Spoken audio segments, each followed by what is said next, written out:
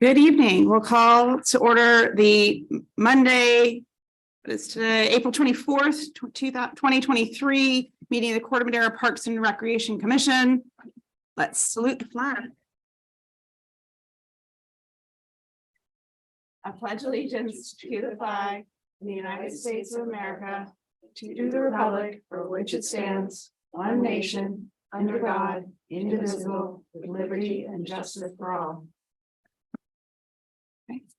Rebecca, will you do a roll call, please?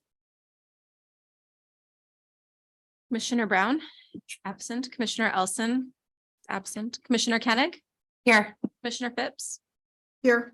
Commissioner Rose, Here. Commissioner Blumling, absent. Vice Chair Charlie, Present. and Chair Miles. Present. All right. Before we start with those items on our agenda, we'll start with open time for public comment. On items not on our agenda, members of the public will be given 3 minutes apiece and can either raise a hand or email comments to publiccomment@tcmmail.org. Rebecca, do we have any raised hands or emailed comments? While I'm waiting to see if there are any raised hands, I will just check the email real quick. I have too many windows open. There were no emailed public comments for open time. And I'm not seeing any raised hands. All right. If there are no other comments, there are no other comments, we will close public comment at this time and move to the presentations. We have no presentations today. No presentations today. So any other? So we're moving on to the consent calendar already. These are items that are routine or have been previously discussed and do not require any further discussion. Any member of the public is welcome to make a comment or pull an item from the consent calendar for further discussion. We'll start by asking if anyone from the commission would like to pull anything from our consent calendar for discussion. On the consent calendar are the approval of the minutes from January 23rd and March 27th. Oh.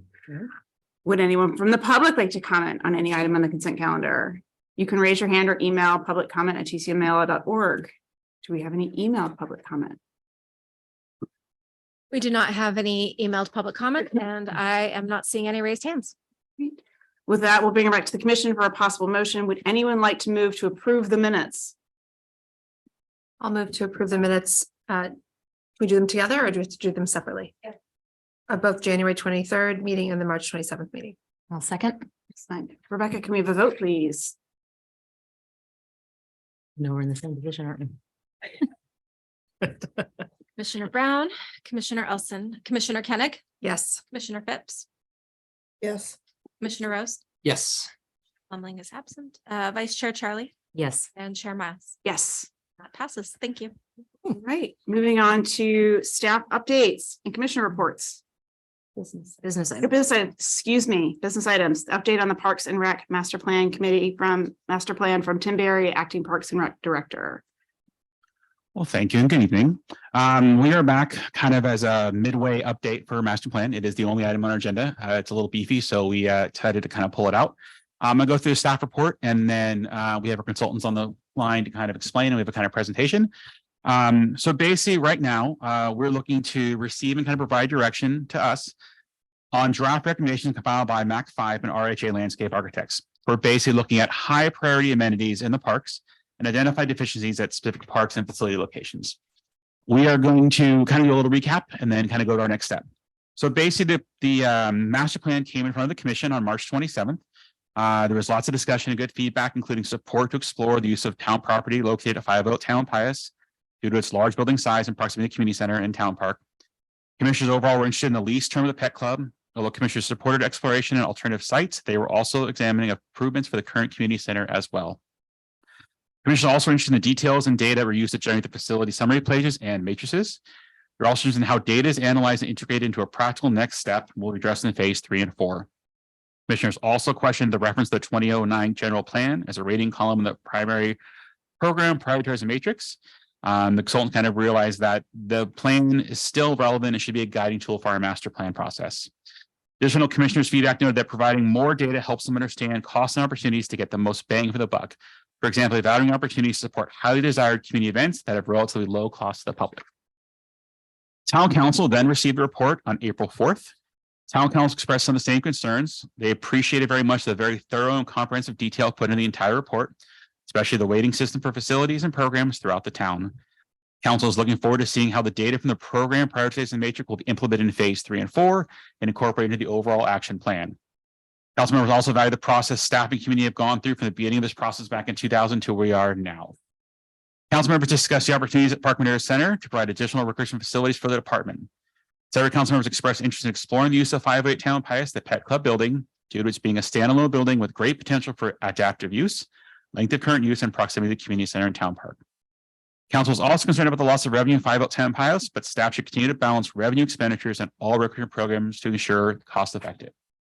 There was an overarching concern from council about ADA code compliance challenges of all parks and facilities during this process. Town manager Adam Wolf assured the council that during the next phase of the process, the appropriate town departments will be brought into future iterations of the action plan. Both commission and council have seen phase 1 and 2. Phase 1, facility conditions assessment. Phase 2, prioritization of needs assessment. That's kind of where we are both from commission to council, and here's our next step. Tonight, MAC 5 and RHA Landscapes will provide a presentation that is the first pass at identifying draft recommendations. These recommendations indicate the highest priority program amenities from the needs assessment and public outreach phase and address the highest priority deficiencies from the site assessment. As we go through, they will do a great job of figuring out what is the highest thing that needs to be addressed and how do we get there. Discussion. The purpose of the staff report is to provide the commission with an update on the draft recommendations for all parks and buildings in the Parks and Recreation Master Plan project. The attachment provided are working drafts and are intended to provide an example of the work performed by MAC 5 and RHA to identify facility deficiencies and prioritization of program opportunities. MAC 5 and RHA have categorized these recommendations in the following areas. Area 1, existing amenities, identifying existing park and facility elements relevant to the analysis. 2, addressing deficiencies, recommendations addressing previously identified deficiencies of existing conditions and addressing code ADA compliance. Next, proposed amenities, recommendations to support new recreation amenities or enhance existing improving Corte Madera park systems. And finally, policy, recommendation for policies to support the town's delivery of parks and recreation services outlined in the target town's policy documents. Attachment 1, which we'll review shortly, provides the draft priority matrix, draft program opportunities, recommendation types, and draft recommendations for each facility. MAC 5 and RHA provided recommendations for each facility in the categories of existing amenities, addresses deficiencies, proposed amenities, and policies. For example, we pulled out Granada Park's facilities condition assessment, which is provided as an example of the phase 1 findings of the master plan process. A complete facility assessment of all parks and buildings were presented to commission on March 27th. It is important to note the attachments, especially the draft parks recommendations and draft facility recommendations, attachment 3 and 4, will be used as an to integrate the site-specific locations to fill the highest priority amenities while addressing the highest priority deficiencies. Based on the draft recommendations and the attachments and any feedback given tonight, MAC 5 and RHA will proceed with testing the capacity of specific locations with diagrammatic layouts of each site accommodating these accommodations in graphic format for further review. So really looking for what our wish lists are and how they'll fit in each park. Obviously, there's a lot of things that we would love to have. Some parks obviously just don't fit that. So we'll talk about that tonight. RHA and MAC 5 will create a planning level diagrammatic layout for each park in the Corte Madera park system. Recommendations will also be paired with estimated costs and a timeline for information to create an action plan for town use. Phase 3 and 4 will take roughly 1 month to complete, and an updated report will be back to commission next meeting. Feedback from commission at this time should address sustainability of each proposed program amenity at the proposed location, the resulting mix of existing and proposed amenities, and any suggestions on preserving of existing features. Suggestions for locations of new amenities and any concerns that should be considered for each location should also be addressed to everyone. Following the completion of phase 3 and 4, the final document will be developed to compile inventory and assessment documents, prioritization documents, recommended and diagrammatic layouts, and action plan, as well as necessary summaries to assist the town as planning and document. A draft of the final document will be presented back to the Park and Rec Commission for review and possible recommendation to Town Council. Following recommendation from the Commission, the Council will also be asked to review and adopt the final document as a master plan. Tonight, our consultants we've all learned to love as they've helped us out so much. Joining via Zoom is David Ross from MAC 5, Barbara Lufberg, and Alyssa Gill from RHA Landscape. David is Senior Project Manager MAC 5. He's serving as lead as this second professional service agreement for us. And Barbara Lundberg is a principal RHA and has an extensive background in parks and recreation design and master planning. And Alyssa Gill is our project manager with comprehensive experience in project management. I know it's lots.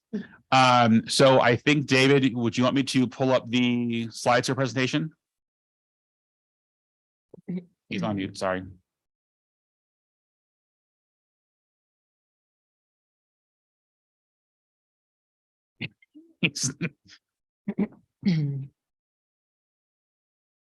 All right, David, you want to log up and try to log back in? Okay. I'm going to share my screen and get it ready.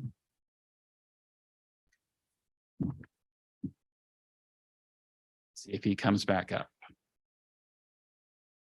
Do this. Start video. Otherwise, you're going to see.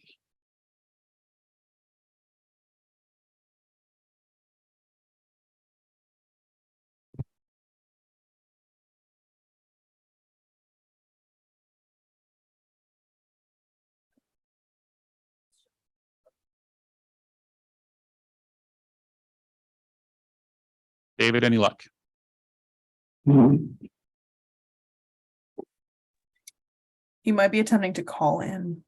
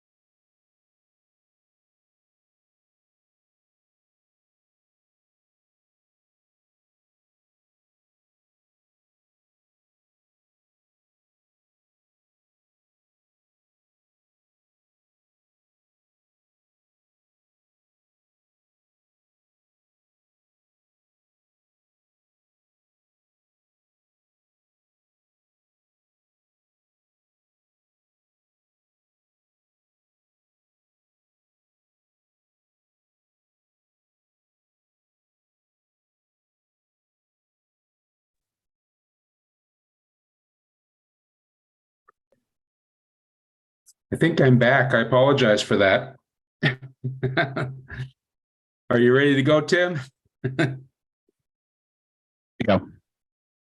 Terrific. Okay. I'll go ahead and get started. I just wanted to remind everyone that the methodology of a Parks and Rec master plan is foundational in the way that it's structured, with the early phases establishing a lot of the information and public input and staff input that you build upon with each phase. So the initial needs assessment and public outreach performed by the town of Corte Madera with a separate consultant was completed prior to our involvement. And then we came on board at a time when you typically utilize the data from the survey and the public outreach and the staff's experience to date and begin and use that as a foundation to move forward. And the process has involved both the facility assessments of parks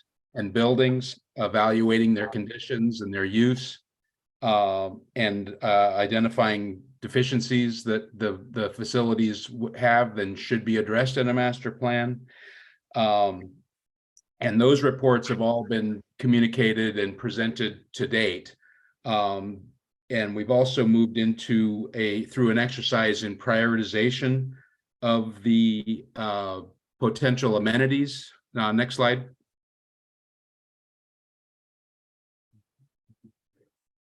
So we used what we call an evaluation matrix, where we identify various evaluation criteria, and we score each of the various high scoring additional amenities for both parks and buildings. And this is an analysis that we do with staff in an extended session where we really sit down and evaluate all of these together with the evaluation criteria to assure that we're being consistent in our application of the values and in the scoring process. From there, we go to an assessment of the opportunities and really look, the next slide, at the locations that each of the parks and buildings afford to accommodate these additional program elements so that we can identify the best fits very quickly. And you can see the highlighted items are the ones that we actually move forward with in the phase that we're presenting today. And today I'd like to introduce Alyssa Gill from RHAA, and she'll be leading us in a walk through the draft recommendations. And this is the point where we identify just with text and presentation of ideas before we actually start studying with diagrammatic layouts and identifying specific locations within parks for these elements. But really the task at hand is to present and get feedback on the recommendations in their draft form moving forward. And that's what the presentation is about tonight. So with the next slide, I'd like to go and have Alyssa, sorry, one more. That was the first one was the parks and the second one was the buildings.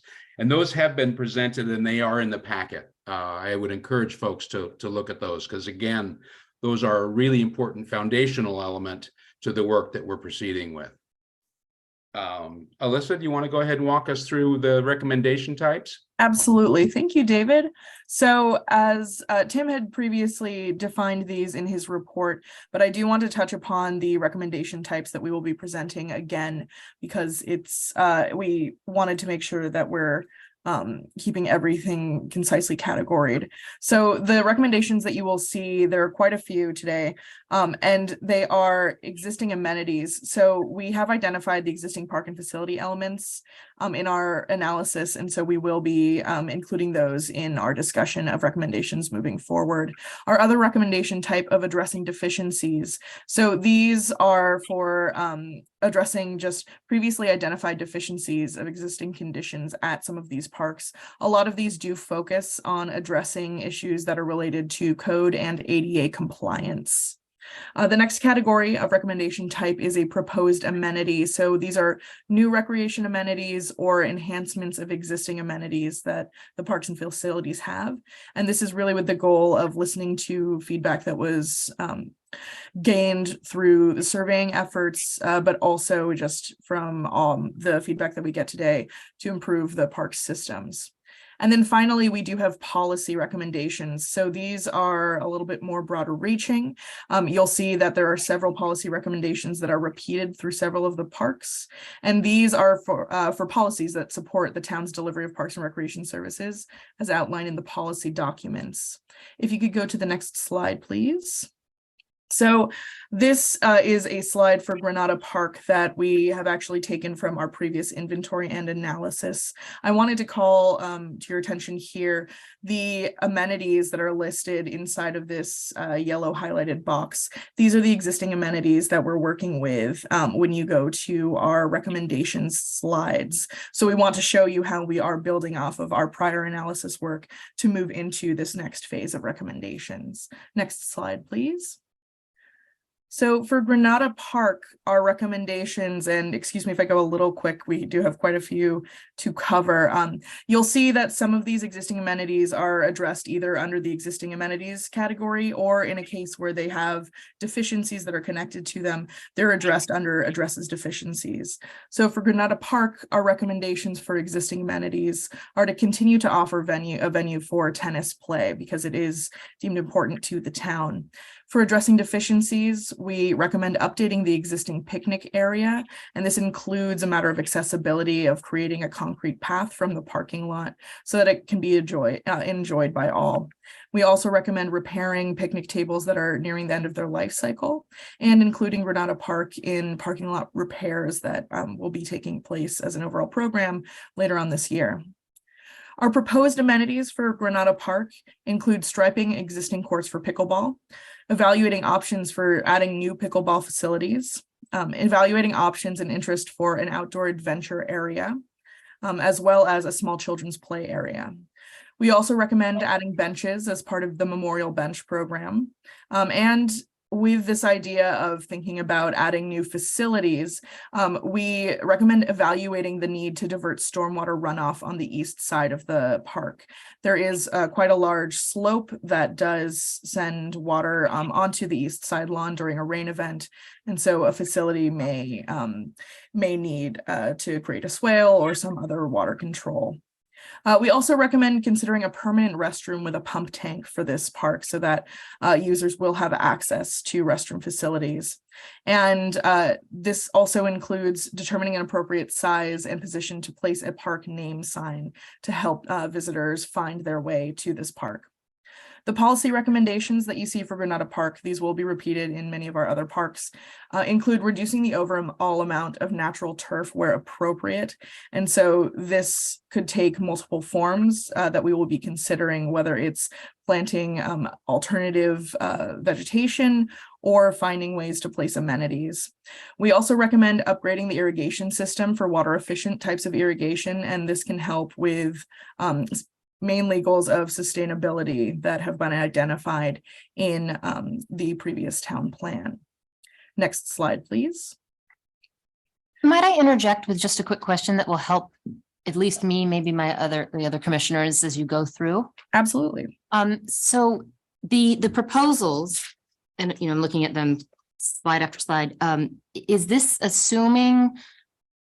Is your proposal assuming that all of these could be done and are financially feasible, or is this still at a level before the cost element has been added? And I think you've probably answered that, and so I apologize that it didn't sink in.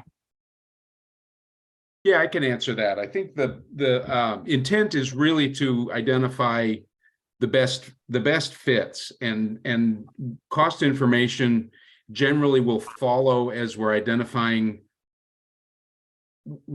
as we're exploring what can fit in each park. So this is like a first step toward that direction. So we don't have costs analysis done for this level of review. But what happens is you identify what the best opportunities are, how you can best meet the intent of the needs assessment and the amenities that scored the highest. And then you do a draft of that and you price it, and you end up understanding, effectively where each of the parks falls in terms of cost and any adjustments that you need in order to best fit your priorities and needs. So we haven't been given a budget to adhere to. So we're going to be presenting you with opportunities, costs, and the merits of each opportunity. So then you guys can begin to prioritize with the dollars for the final prioritization. Got it. Okay. Thank you very much. Great. Thank you, David. Mm-hmm. So to continue with Higgins Landing, our existing amenities are a bench and a drinking fountain at the bus stop. We recommend continuing to provide these amenities. For deficiencies that we've identified, we recommend adding planting in previously irrigated areas that are no longer planted. And then our proposed amenities include adding benches, potentially a concrete path to create an accessible seating and nature viewing area, exploring opportunities to add a dock for water access and rentals. And if that is something that during our tests we find the need to, we recommend exploring alternative access to docks or water as needed. We recommend adding a path from sidewalk that would connect to a new dock if it is to be placed, but also creating a stronger connection to adjacent trails. We also recommend adding a new park name sign for this to help with branding efforts.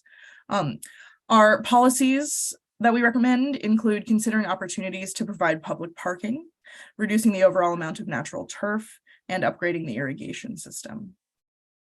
Next slide, please. Thank you. For Bayside Trail, we recommend for existing amenities, continue to provide the multiple seating areas that you have, as well as the bike multi-tool. For deficiencies, repair and or replace benches nearing the end of their life cycle, as well as some signage that is nearing the end of its life cycle. The proposed amenities include providing wayfinding signage that helps connect Bayside Trail to the other parks and bikeways in Corte Madera. Consider opportunities for adding educational signage, as well as potential nature trail or adventure loop options. Evaluating interest and options to provide a community garden or outdoor adventure area, perhaps even a multi-scale level bouldering wall. Considering opportunities for adding bike racks and additional bike-related amenities. Benches. Considering opportunities for implementing additional programs. And so there are several wonderful programs that are already a part of Corte Madera's programming, but this is a good opportunity, for example, in this park, to incorporate a local history walk and talk. And so that's something that we had identified from the surveys as important to Corte Madera residents. For this, we also recommend adding a signage, a name sign for the park. And for policy, we recommend considering opportunities to provide public parking for access to this park. Next slide, please.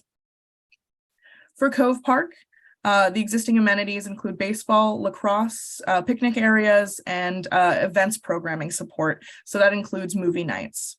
For addressing deficiencies, we recommend repairing benches that are near the end of their life cycle, as well as signage.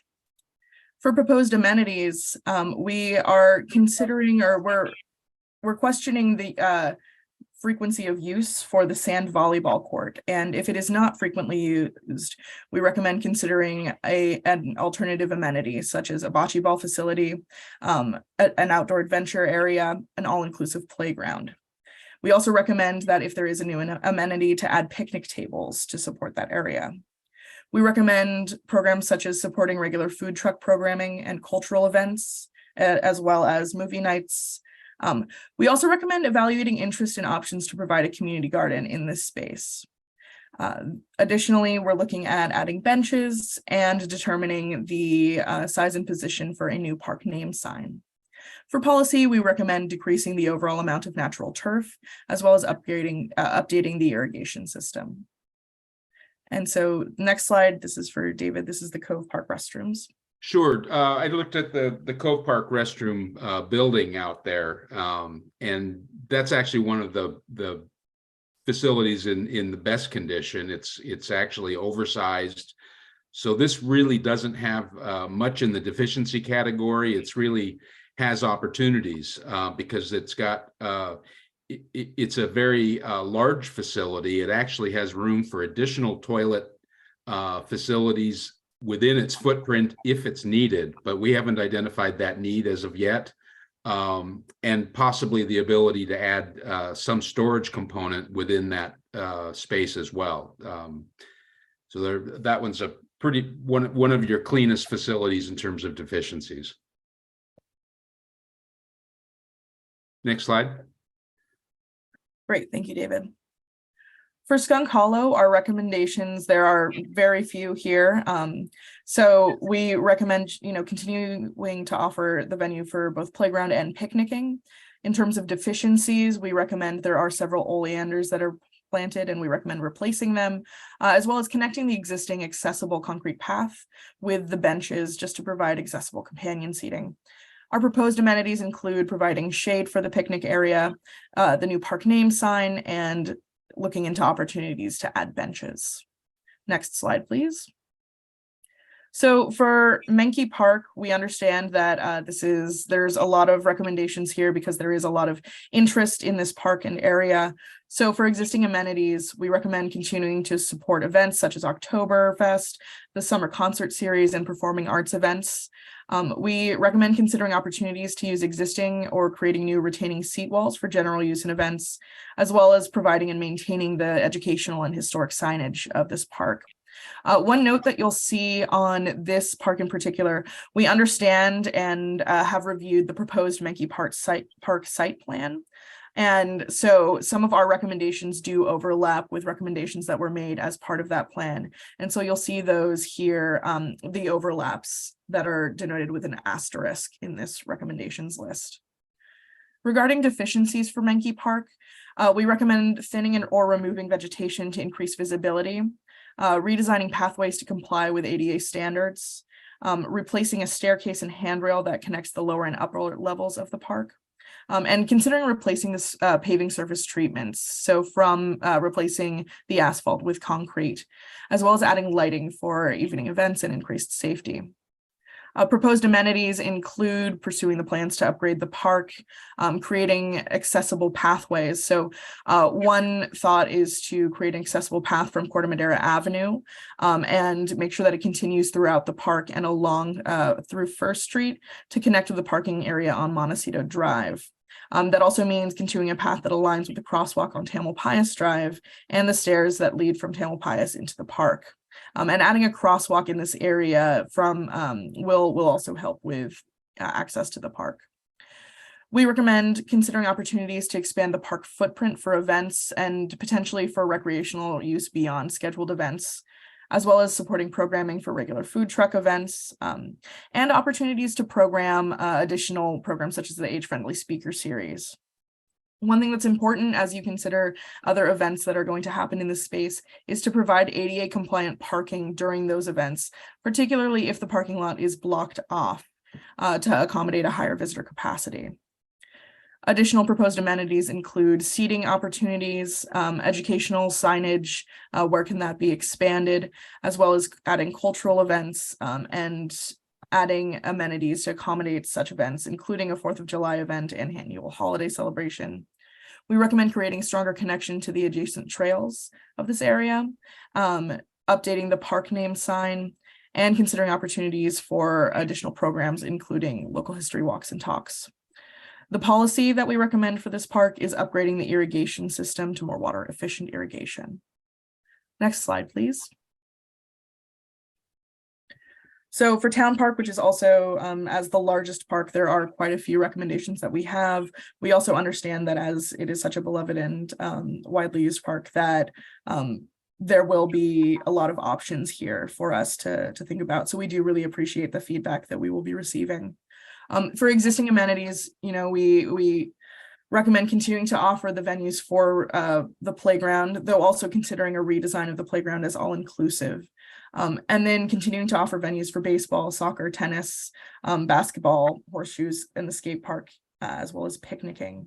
As an event for, or as a venue for events, we recommend continuing to use the spaces that you have in the past, including using the existing basketball court as a transformational space.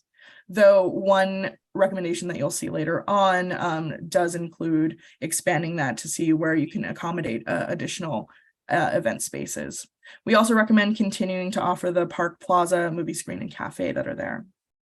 In terms of addressing deficiencies, there are some areas where we recommend thinning vegetation to increase visibility and safety, repairing asphalt paving as needed, and considering replacement with concrete. There are several picnic tables in the playground area that we've identified for replacement with both children's and adult-sized tables.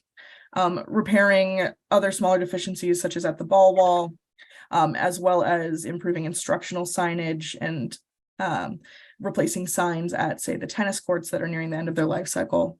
We do recommend that you improve the drainage of the athletic fields. We understand that there are efforts going on currently to investigate this. We also recommend updating the picnic areas, including adding paved paths so that the picnic areas do become more accessible and ADA compliant. We also recommend considering options to improve the dog park drainage and handle the contaminated runoff from the dog park. This could potentially include a sump or treatment swale of the existing dog park. Next slide, please. Our proposed amenities include evaluating options for adding new pickleball facilities or retrofitting the existing tennis court facilities for pickleball, evaluating options to install a bocce ball court or an outdoor adventure area, We recommend, we understand there are plans to add restrooms in this park, so we do add that to our list of recommendations, as well as consider opportunities for additional storage and programming of food truck events, cultural events, and holiday events. We recommend investigating means to provide area and amenities to accommodate your larger events, such as the 4th of July parade and event, so that you're not necessarily just using the basketball court. We also recommend replacing poor condition benches as part of the memorial bench program, providing a covered pavilion and picnic area, redesigning the west entrance as a formal gateway to the park, and considering moving the existing bike rack and adding bike racks where appropriate. We also recommend additional programming elements such as the age-friendly speaker series, or in implementing programs such as the local history walk and talk, as well as considering signage for the park name. In terms of policy, we recommend decreasing the overall amount of turf where appropriate, as well as upgrading the irrigation system. And so I'll hand it off to David now for some of the facilities. Terrific. Just wanted to touch on the restrooms that are in the west side of Town Park. This is an older facility. It's existing restrooms. There was an old snack bar that's no longer used as a snack bar, but is actually used as storage. There are extensive deficiencies with this facility, both in terms of accessibility and in terms of the conditions. Again, it's an older facility, and one of its challenges is that it's a concrete structure and it doesn't lend itself well to remodel or reconfiguration. So in order to meet accessibility requirements, we would actually be losing some of the restroom facilities in capacity in order to make compliant toilets there. So that's a significant issue. And in looking at the rest of the deficiencies, trying to get an upgraded exterior look and feel with that concrete facility is very challenging, and we're not sure even a pressure washing will really bring that concrete back to a condition that would be really acceptable to the community as a public park facility. And I think once we look at this, it's going to be important to consider and evaluate the new restroom facilities in the park that are proposed now, and see if a similar pre-manufactured restroom and storage facility might be a better use of this building footprint as a replacement, rather than the substantial upgrades and deficiencies that it would take to try and bring this facility back and expand it to accommodate accessibility. Next slide. Looking at the community center, this is a tremendous asset for the community. It's by far your largest recreation facility and community facility, with a long list of existing uses and amenities. I recap them here, but I think this is just an overview, with the multi-use assembly hall with stage, the lounge and bar integral with that main hall, the commercial kitchen. District offices are at this location.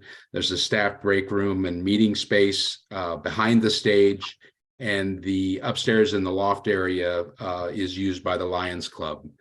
The deficiency that's on this facility, there's been quite a bit of work over the years on this and upgrades to the restrooms. So there has been a pretty substantial effort to improve deficiencies, but it is an older facility and it does have some legacy issues. There are a host of exterior and interior deficiencies, both in terms of roof drainage, downspouts, gutters, condition of the exterior siding, and some grade wood to earth and wood to concrete grade issues at the base of the building around the entire perimeter. And then the interior is in pretty good condition, but again, it's an aged facility that does have some deficiencies that would need to be addressed, and including the commercial kitchen. to bring it up to current health code standards should any remodeling of this facility take place. And that's a consideration that we have to make when we're doing these assessments, is we understand that there are unmet needs in the community for built facilities. And if there's a plan to remodel this facility, it does trigger some code upgrades and other ADA upgrades that have to be brought into the mix in order to move forward with any remodel. So we did include that kind of analysis in our identification of the extent of the deficiencies. That includes some mechanical, electrical, and plumbing items. It's older plumbing. There is some new plumbing, but there's quite a bit of old galvanized pipe plumbing in the facility that would likely need to be brought up to copper as a new standard. There's still considerable code and ADA deficiencies with the facility. The stage and the elevated floor in the back of the stage do cause concerns for accessibility, as does the second floor use by the Lions Club without an elevator. Some of the other deficiencies are just in terms of use. There's a bit of an awkward configuration where the lobby, which accesses the main hall, doesn't provide access to any of the other areas in the facility without going through the main hall, which can be cumbersome and doesn't allow for shared opportunities for the restrooms and for access to other program elements. And that'll be compounded if the facility is expanded. So that lobby configuration would need to be addressed with any remodel of this facility to make a proper circulation system where the lobby entry can get you to multiple spaces within the building, including staff areas. We identified that we might consider downgrading the stage to what's called a platform to alleviate some of the upgrade costs that are relevant to a stage.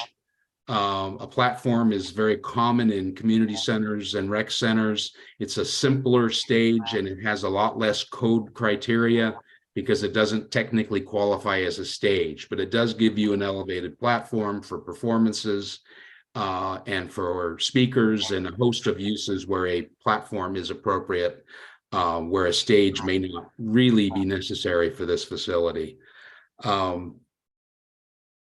We also are recommending that you consider lowering the floor in the area behind the stage down to normal floor height, so that to meet accessibility, and you can have equivalent access to that room without requiring any kind of lift or any special vertical circulation. It would really simplify the building in terms of its accessibility and just use, so that you don't have to go up and down stairs within the building.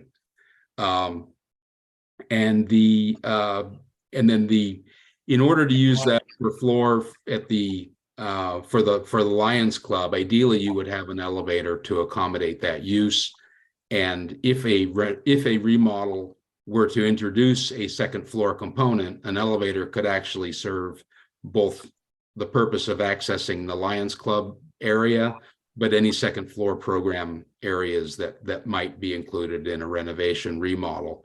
And one of the reasons that a second floor might make sense is that in order to add the space, but without expanding the footprint so much, to preserve town park, because as you can see on the landscape side, in terms of park program elements, it's one of your best opportunities for both park facilities and in this building for building facilities. So space is at a premium in town park and the community center.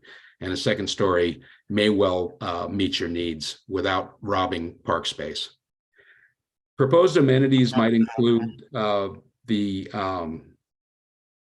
adding multi-purpose classroom meeting space. And these come right out of the survey. These are really high priority program elements and amenities. A dedicated teen zone youth game room, technology innovation center, possibly food concessions, or maybe food trucks. That one's open for discussion.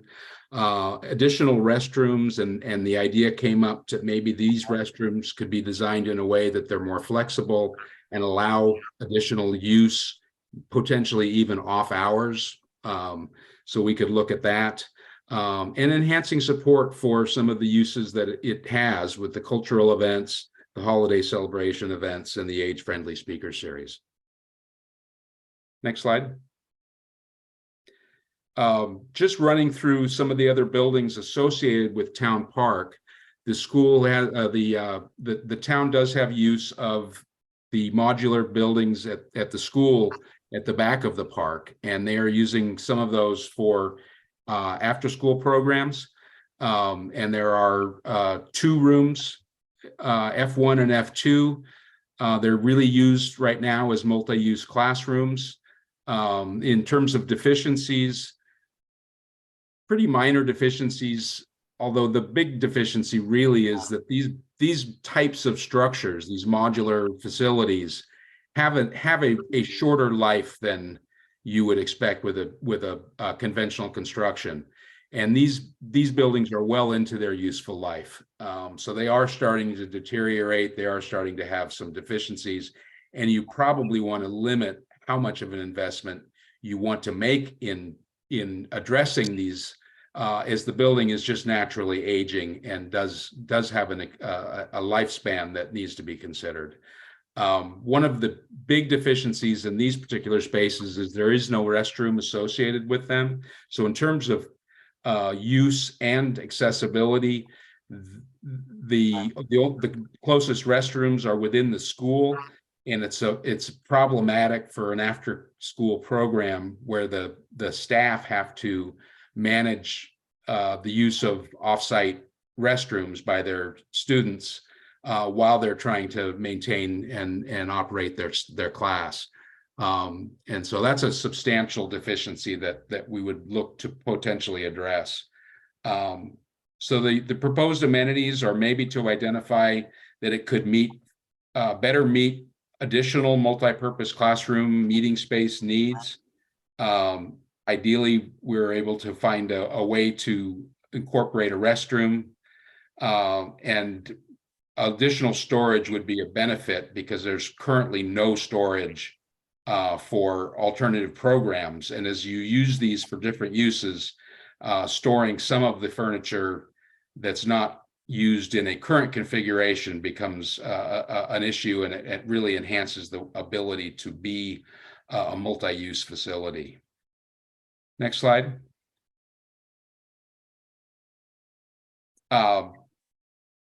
Existing amenities for childcare G1 and G2 is that it's a childcare area for 60 children, and that's not going to change. It has administrative space. It has its own restrooms. It has kitchenettes in both G1 and G2.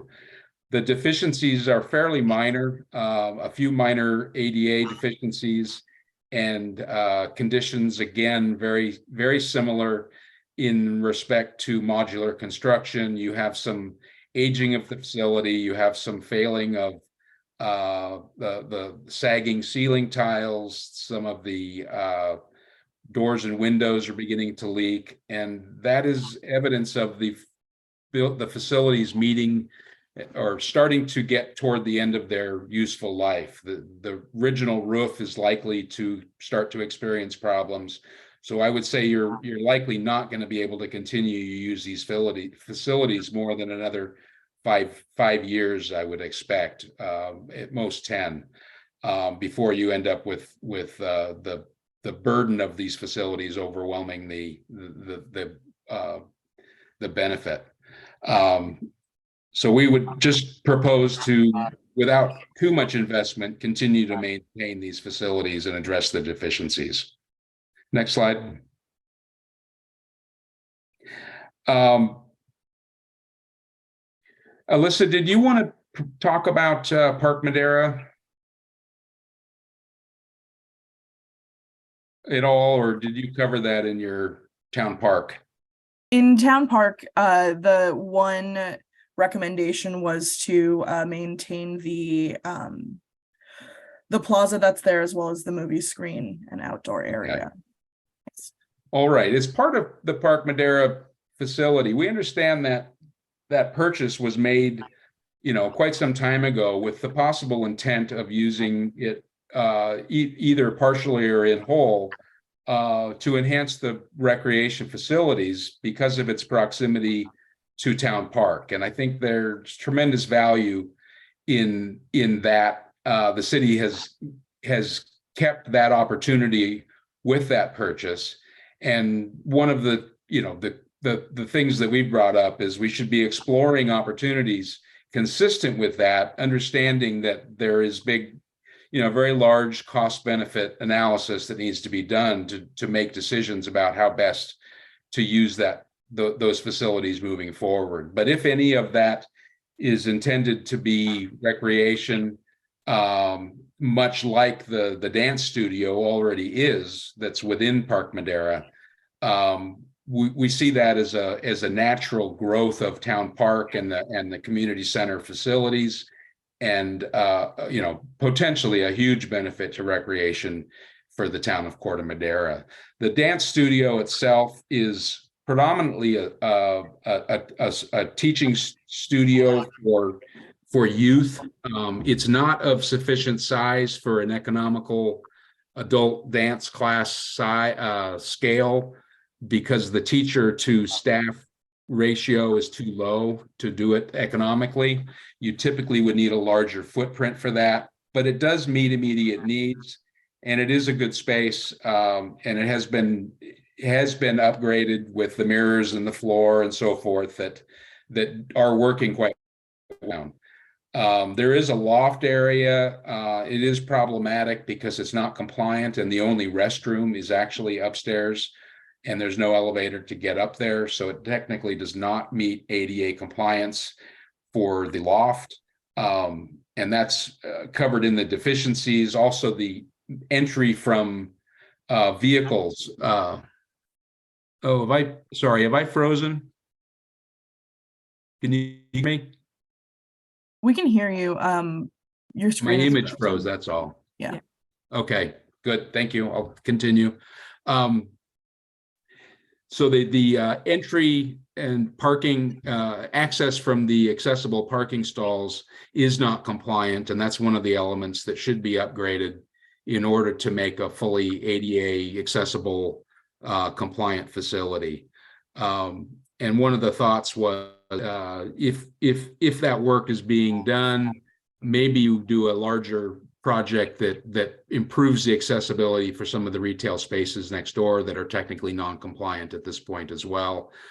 So you could kind of get more bang for the buck with a ramp upgrade that would meet not just the needs of this facility, but of its neighbors as well.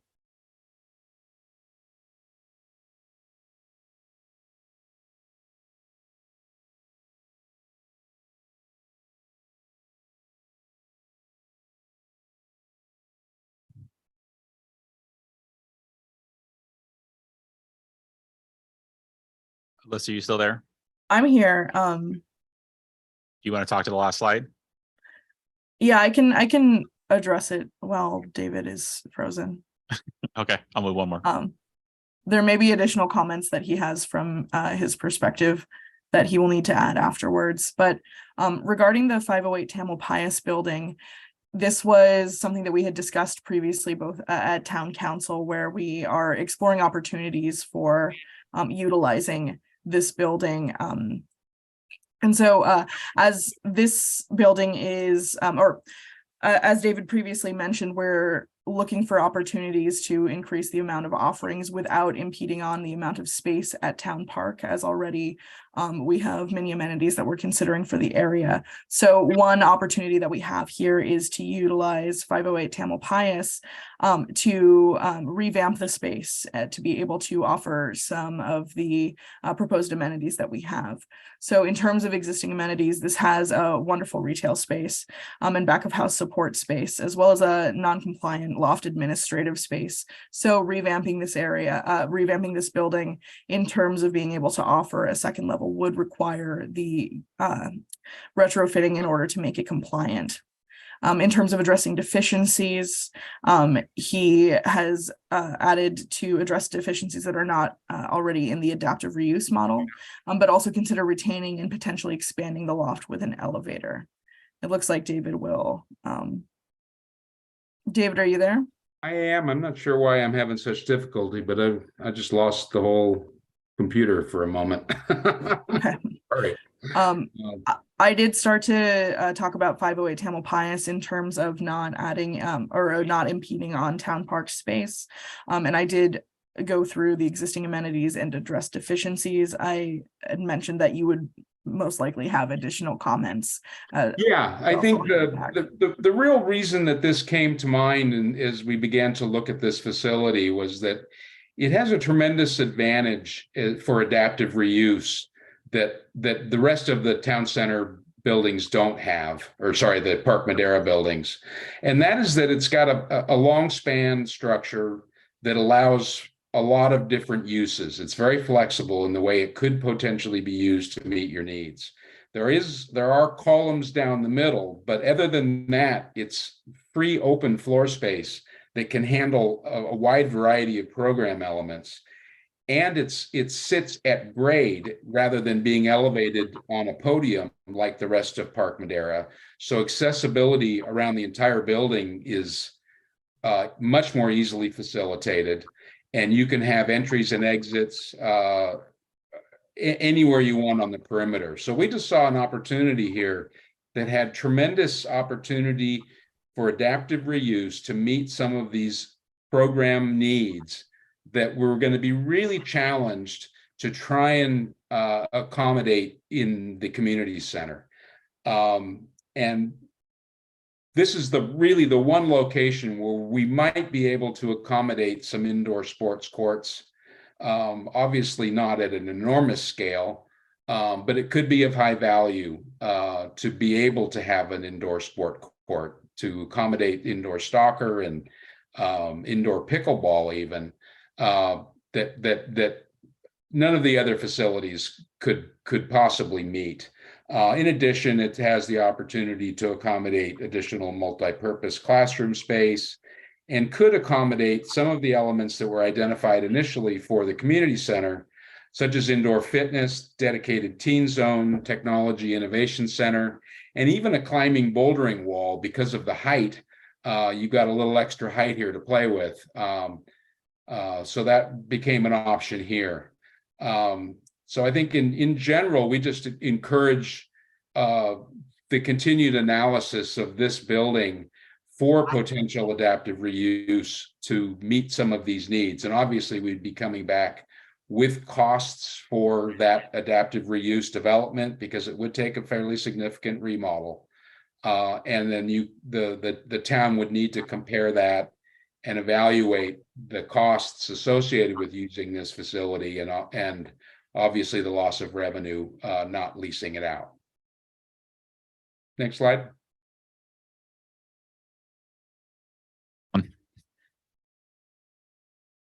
David, that's your last slide. Oh, that's the last slide. Okay.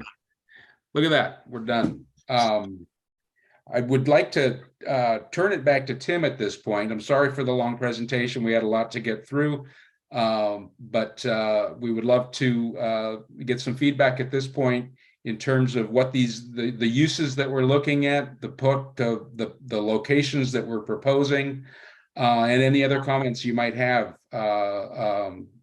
about helping us and guiding us as we look at preliminary layouts of the parks and trying to test and see what we can accommodate within the park structure. Thank you. Thank you, David.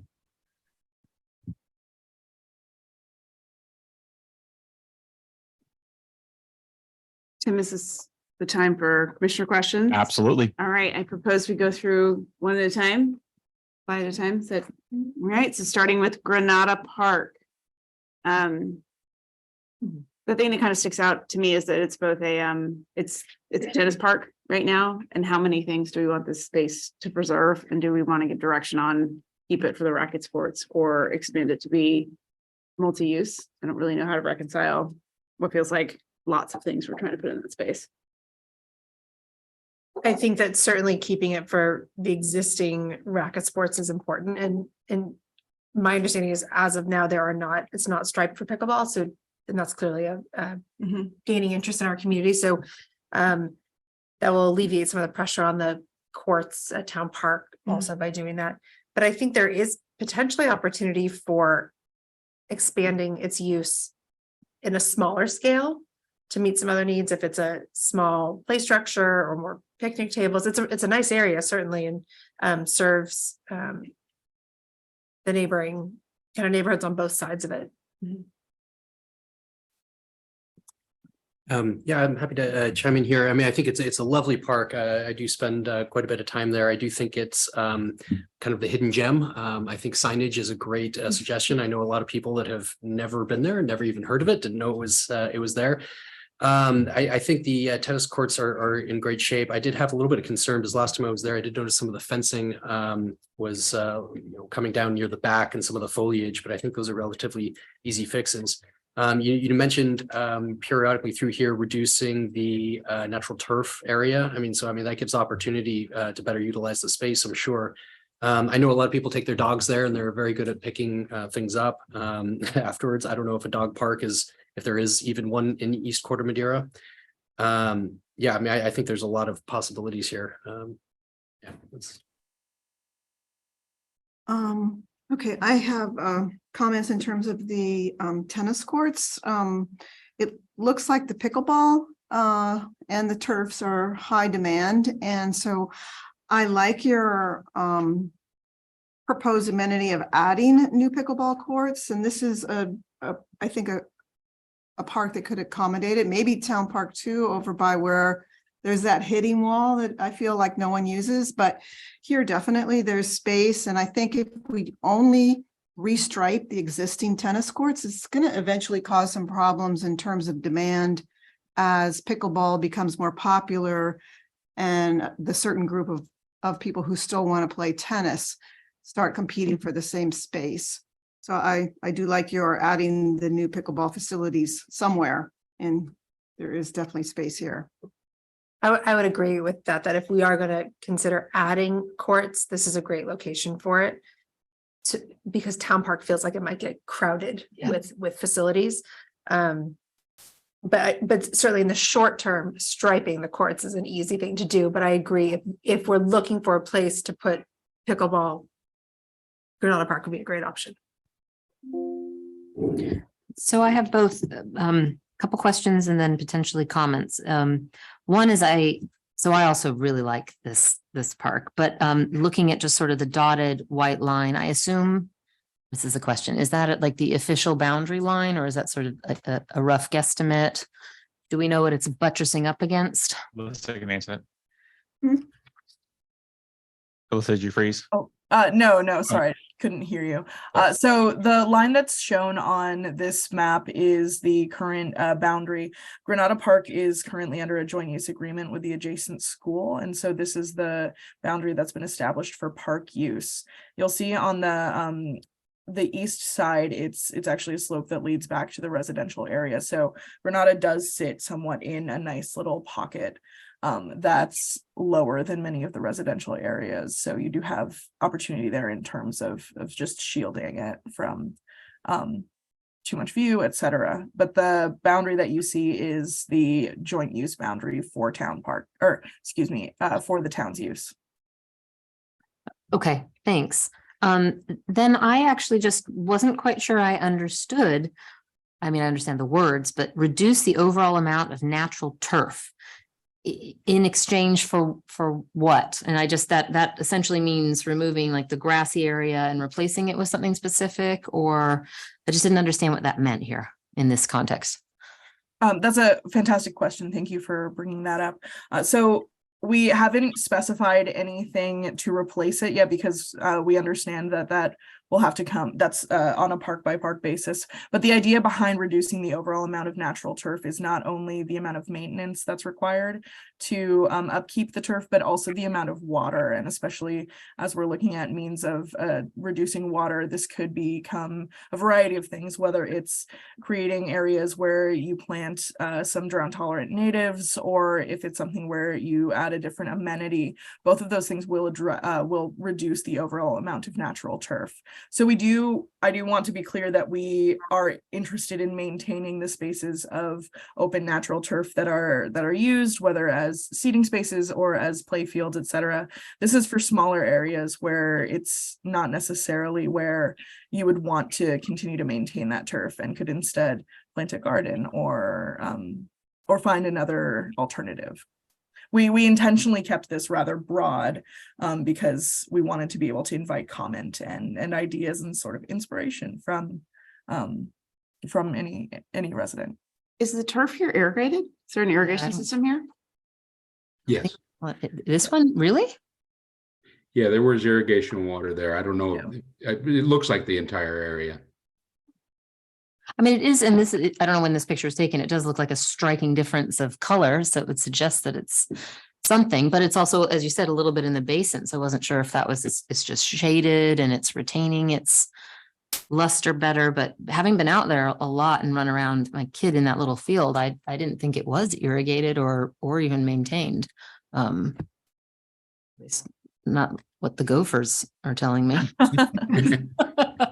During our visits, when we investigated on our site visits, we had discussed that it was irrigated. Okay. Yeah. I trust you over me on that. Okay. Yeah, I'm torn because it's such a lovely space. And there, actually, I think this picture is almost deceptive. It looks deceptively small. It's quite a large area of grass out there. But it's also really lovely that it's just sort of open and free, which is why I was asking about the boundary communities. If those are also available to all and open to the neighbor, then maybe this concept of, packing a lot into this park isn't as troublesome because it's surrounded by all of this open area that could also be used. So that's anyway something that was on my mind. I think I'd summarize that there's a preference for racket sports in this space, kind of from a use that space to continue to build upon that. I just wanted to add one more thing. If specific to pickleball, I know if that is a direction they're going, I strongly advise doing neighborhood outreach. There's a lot of issues with the noise that does create. It is a little bit of a valley down there, and it will echo and create problems. So expect to have some resistance if that's the direction that we suggest you go. Yeah, so racket sports is a preference here, but openness to kind of making sure the space is adequately used. All right, Higgins Landing. I'll jump in. This one kind of strikes me as just so hard to make use of, given the lack of nearby parking, or even a place to unload your boat in a way that you're not in the middle of everything. And I guess you go in the bus stop maybe for a hot second. Without getting caught. So it feels like a tough opportunity. But this is another place that I was surprised to see this natural turf. So if we're irrigating over here, probably doesn't make a ton of sense. It's not active use from a fields perspective. As much as I'd love access to a dock and water, it feels like they're going to be making a lot of challenges for us from a parking perspective. I would agree. I don't see this as a huge opportunity that the community will really benefit from in a broad scale. I think certainly planting some drought resistant landscaping in that area to beautify it would be great. That's a high traffic area. You sit in traffic during school hours there. So obviously anything that's kind on the eye. But I agree. I think in terms of our opportunity and priorities, it really should be sort of towards the bottom of the list. Any other thoughts? So I would say, I think it would be, in my opinion, to the bottom of the list because of the parking, loading, unloading complexity. But if there were a way to have something like, I think the amount of kayakers and think like if this were actually a launch spot, that would be fantastic. So for me, it's only bottom of the list in as much as a practicality. I don't think we can make it into a vision. But as far as just a docking place, it seems like low hanging fruit as far as something to sort of spruce up and make it accessible if there were the parking thing. So it's for me, it's a little bit split because we've got a lot of racket sports, we got a lot of soccer. Like, how about our water people out there? So it would be great if this were a possibility. I think it's probably not. But I'd love to be proven wrong on that. Yeah, I'm wondering, did you see any opportunities for parking in that area? So in terms of policy, one thing we've discussed is potentially entering a joint use agreement with the adjacent high school. It would create a bit of an issue in terms of, as you say, loading and unloading in this area, especially if you are parking in the high school and trying to transport a kayak across that crosswalk that's there.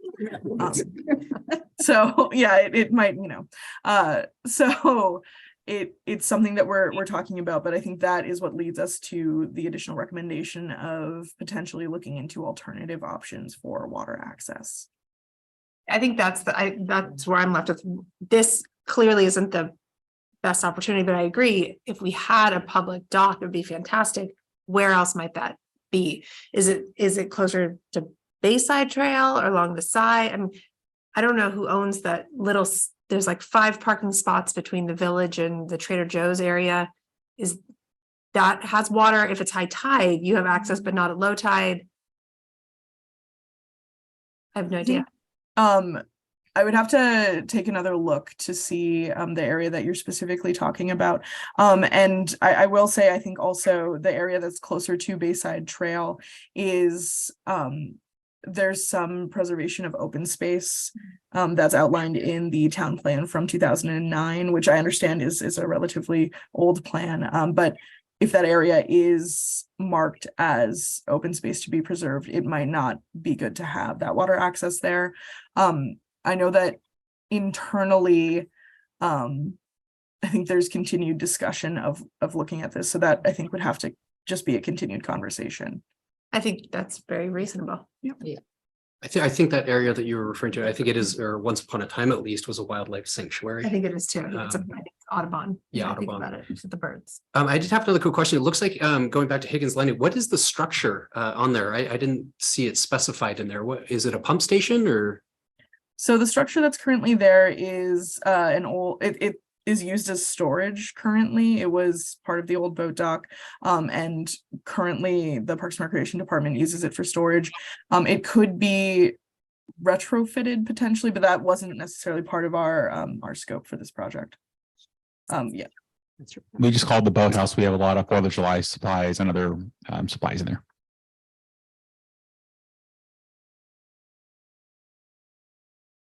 All right, Bayside Trail Park.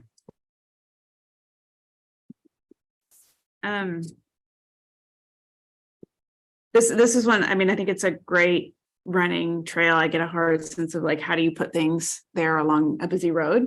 In terms of activity space, parking is also an issue, but things that could be done along the trail that would fit in with the joggers and the walkers and the bikers that leverage that. I know in the past we've talked about kind of along a trail fitness equipment and kind of that outdoor type thing, and then benches, of course. But this again, it's not a very private space for a lot of these things, and it is kind of along that highway and limited parking. So I'd want to take into consideration those things for driving a lot of people who are sitting there trying to figure out how to use the facilities that are there.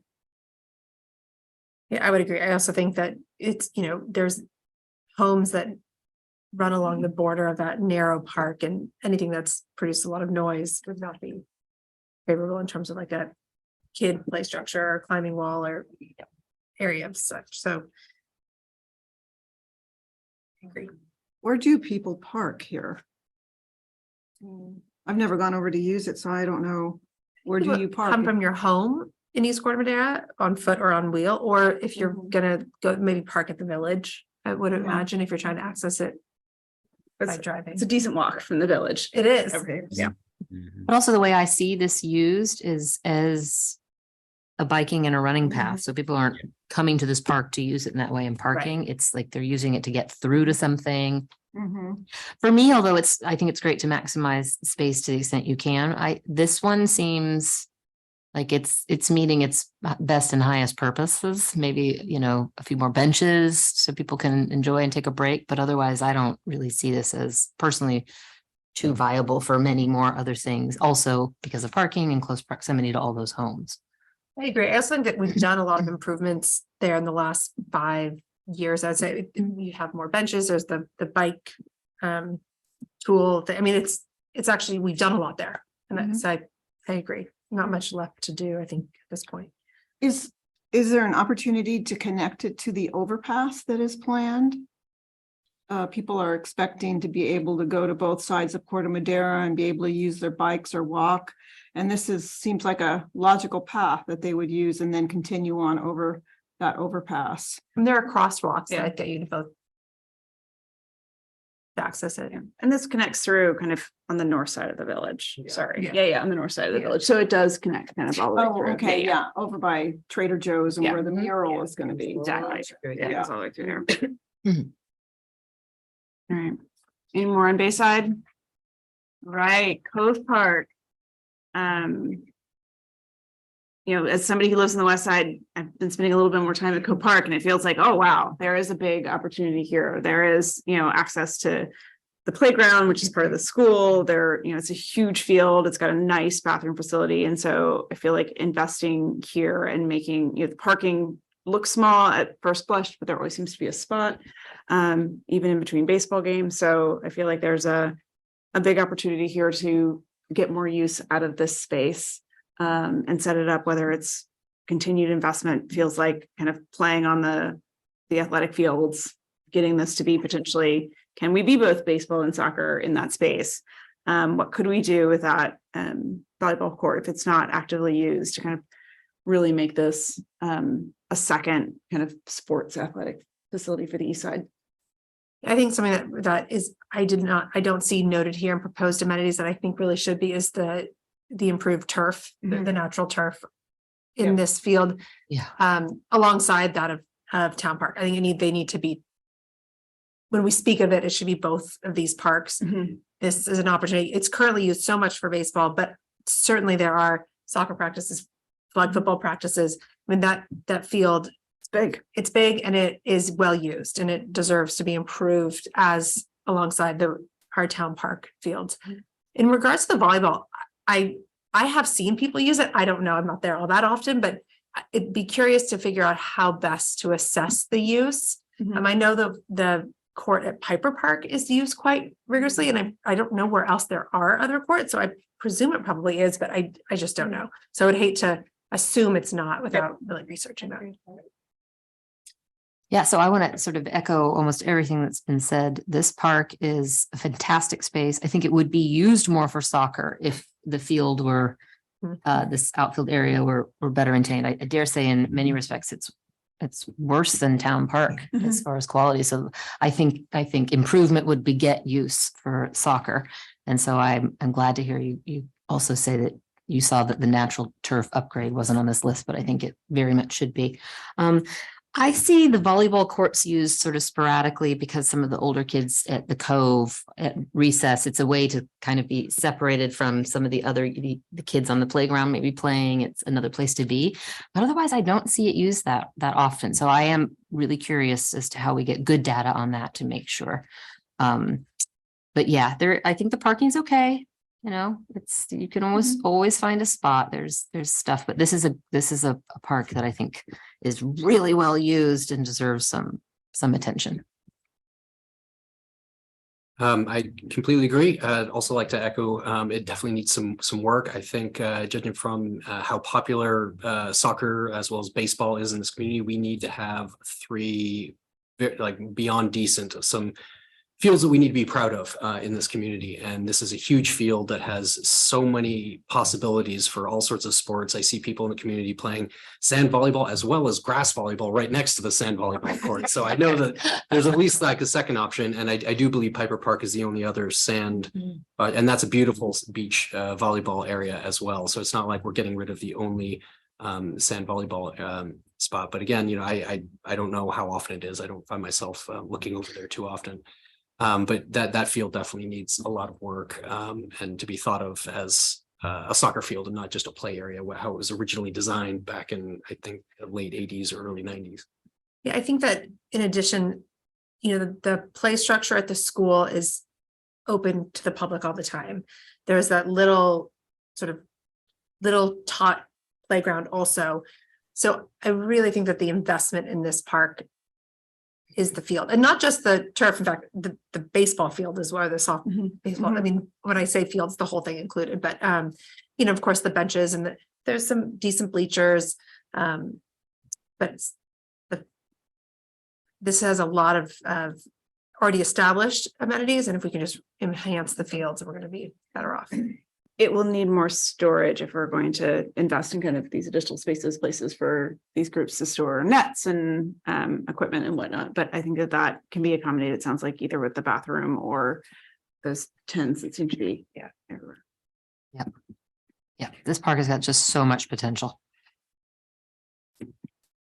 Cove Park restrooms, as was noted in the presentation, in pretty good shape, potentially has more space for storage and restrooms. And I think it's kind of feels like this isn't the place where we're spending the most amount of money, but in alignment with what else we're doing in the park. However, it needs to be leveraged. Makes sense.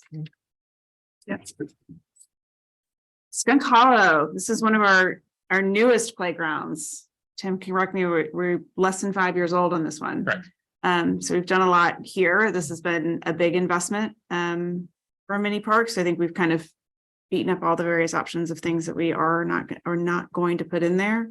I found the picnic area pretty shady naturally, so I don't know if it's needed. I recall, but I haven't been there in a few years, but at least it used to be, unless the trees have been trimmed back. But If I may interject there, during our site visits, we discussed that there had originally been several trees there that had been removed, and so that's where this identification for shade came from. then I think that it is an important thing to provide, and it's fairly easy. So this grassy area here, it's not irrigated, right? That's Skunk Hollow. Yeah, right. This little, Where's their grass? Over here in the corner where they're. it's a much bigger corner than you think. All that area is open grass. That lower third. Mhm. I would need to double check, but my best estimate right now is that it is irrigated. Okay, because I'm just wondering again with this sort of the reduction in natural turf. I saw that in my mind as sort of related to when there was irrigation from an environmental standpoint. So that's why I then inversely assumed, because it wasn't mentioned here, that this was not irrigated, but it also might be irrigated. It may be. And I think in terms of Skunk Hollow, not to get too in the weeds here, but it is nice to have a bit of turf there for the kids who are playing. So the general reduced turf where appropriate recommendation is, as I mentioned, really on a park by park basis. It might not be the best recommendation for Skunk Hollow. No, it's. I thought we did a new park sign here at Skunk Hollow when we did the renovations. I thought so too. There is, it just needs to be relocated. It's in the back still. It's in the back of the park. It needs to just be brought to the front. Okay. All right. Yeah, for me, I think connecting the path to some of the benches that are there so that they're more accessible and a little bit of shade, I think, and then this park is really in good condition. Despite my use of it. Minky Park. I couldn't be more excited to see so much opportunity on this list. This is, the closest we've got to a downtown. This is our opportunity to rival some of our neighboring towns with having a place where people come and gather that is less about traffic and more about people and spending time. So thrilled to see such a big list. Recognize it's not going to be a small or cheap list, but I know that there are a lot of folks in the community who are excited to raise money and make this a real possibility. I do know there's conversation that the businesses around the area are really inclined to keep as much of the parking as possible. And I know that may be in conflict with some of the opportunity to expand the footprint of the park. But any ways that we can explore getting creative here, whether the space is designed where we can temporarily close it off and have it feel really connected and use that on a frequent basis, I think would be pretty exciting. Or any opportunities. I know there's a parking lot across the street, which I don't believe is town property, but it is public parking. Parking, it's like right Towards the across bike- here, towards the bike towards the path. bike path. This Yeah, public it's parking, public. okay. I don't know if there's an opportunity to expand that or provide additional parking there, which could offset parking in this parking lot. Because it's a pretty low slant, and whether we could add a second level in some way without blocking a view. Yeah, I certainly agree that the idea of improving Menke Park is very exciting. There are two things, and this is clearly addressed in the proposal in terms of the use of the space that's existing. Even if we were not to change the footprint, we can certainly make it more feasible for areas of sitting, reduce some of the foliage to make it a little more favorable, but it is truly not in any way ADA compliant. It's difficult even for well-footed people to climb through some of these areas. So creative improvements for that I think are really important. In a perfect world, I would love to expand this so much because there's just such an opportunity for a flat grassy area, and part of it as it is sort of the heart of the town, and trying to find a compromise between the business owners and us. Mhm. I agree though with the parking across the street. I mean, this is actually an incredible amount of public parking space around all of these businesses compared to other towns. If you think of even just in downtown Larkspur, they have one public lot and then the few behind other shopping center. So I think we have a lot. It's just trying to be mindful of everybody's needs, but I would definitely be in favor of considering creative ways to expand the footprint and make this easier access. I agree with all that. And I think there is that parking that's across the street that is a parking lot. Big. Yeah, Yeah. it's big. And then street parking as well. Yeah, there is the ADA issues. There's a lot of tree roots and uneven ground that needs to be dealt with. I think there's an opportunity to create more seating in the way it is a natural bowl and a natural kind of amphitheater for the performances that occur there. It's really a beautiful park. And this is just like one small thing. In terms of the sign, I thought the sign there was like pretty much brand new. It's lovely. Yeah. Yeah. So I'm not sure what you're suggesting. Are you suggesting that it be repositioned or an additional sign? There's several signs at Menke Park currently. There's the one that is brand new and beautiful, the old Corte Madera Town Square. This was something that we had discussed internally as across the board, just evaluating park name signage. So there is a park or there is a sign that says Menke Park. And so considering or that says specifically Menke Park in addition to the old Corte Madera Town Square sign. So that's the sign that we would be evaluating. And it could be repositioning, it could be resizing and replacing. I think it's like a fairly small, like aluminum sign. Yeah. Like on the stairs or somewhere else. I can picture it. So I too think this is a great opportunity. It's our little downtown area. Just as far as sort of visceral response, I have never once not considered going to any of the businesses around there because I was worried about parking. In the same way, sometimes, I lived in the city, like, and no, I'm just not, I can't. And so, maybe you have to take one quick pass at it, but doesn't seem much of an issue. As far though as utilizing Menke Park, somehow, even though it's right in the exact same area, that is more of a a mental hurdle for me. Like, oh, how will I get there? The use of it. Oh, it seems kind of cramped or, so I don't know. I offer that only as one particular, one individual person's kind of just thought and response of how I use the area. For what that's worth. I mean, it's because of the high traffic area, it feels tighter, right? If you weren't worried about traffic coming through on days where it's totally closed off, it becomes a really big space. Mhm. So that being a thoroughfare that people speed through, even when there's, summer concerts and it's packed full of people, you still get people flying through. It's a bit alarming when you've got small kids. It's tricky though, because it is actually a street. Like Yeah. it is actually the street that connects to people's homes. And so it's just a tricky space. And I think that obviously I really want to do something here, but we do have to be thoughtful about. It would cause a redirect of traffic around here at a very slow light here in the corner, which I know has been challenging, especially during rush hour, people kind of trying to turn left around that corner and that throughput, that throughway, it's key for them. So, on that point, do we have we been able to, and what do the other commissioners think about coordinating with a traffic calming or some sort of other person or entity that works with flow of traffic? Because that seems to be one of its biggest hurdles for properly utilizing this otherwise pretty decent sized space without impacting the neighbors negatively and whatnot. Like, is that something that you can do or that we should consider asking you to do?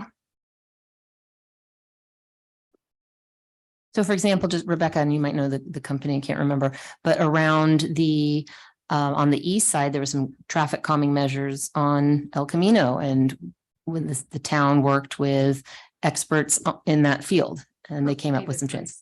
That who? Yeah, there we go. Yeah, I just wonder if this is For Public Works. Okay. Director, Yeah. for his input on that. Okay, I don't know if you guys think that makes sense to ask that with respect to at least Mankey Park, that we maybe explore like the traffic as a component of the park and rec use and whatnot. I don't know if that makes sense. I Is do that- feel like they've given, they're in the process of giving that some thought too, from the Public Works perspective. Perfect. They have to weigh in on traffic mitigation plans for all of the special events that occur there. Yep. Okay. All right. So yes, we'll follow up on that. Thanks. Any more on Mankey Park? Right, Town Park.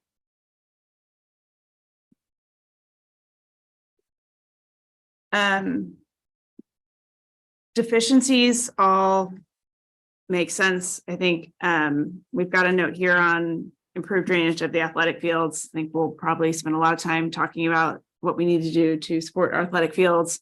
But similar to what we've heard or what we talked about with the Cove Park, really making sure we are investing in access for recreation of outdoor sports in those spaces.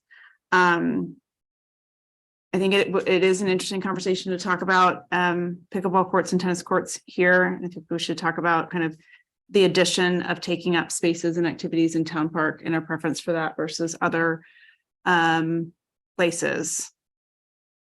I think those are probably the key things to kind of hone in on, because those are quite permanent and kind of reshape the shape of the park. So these first four.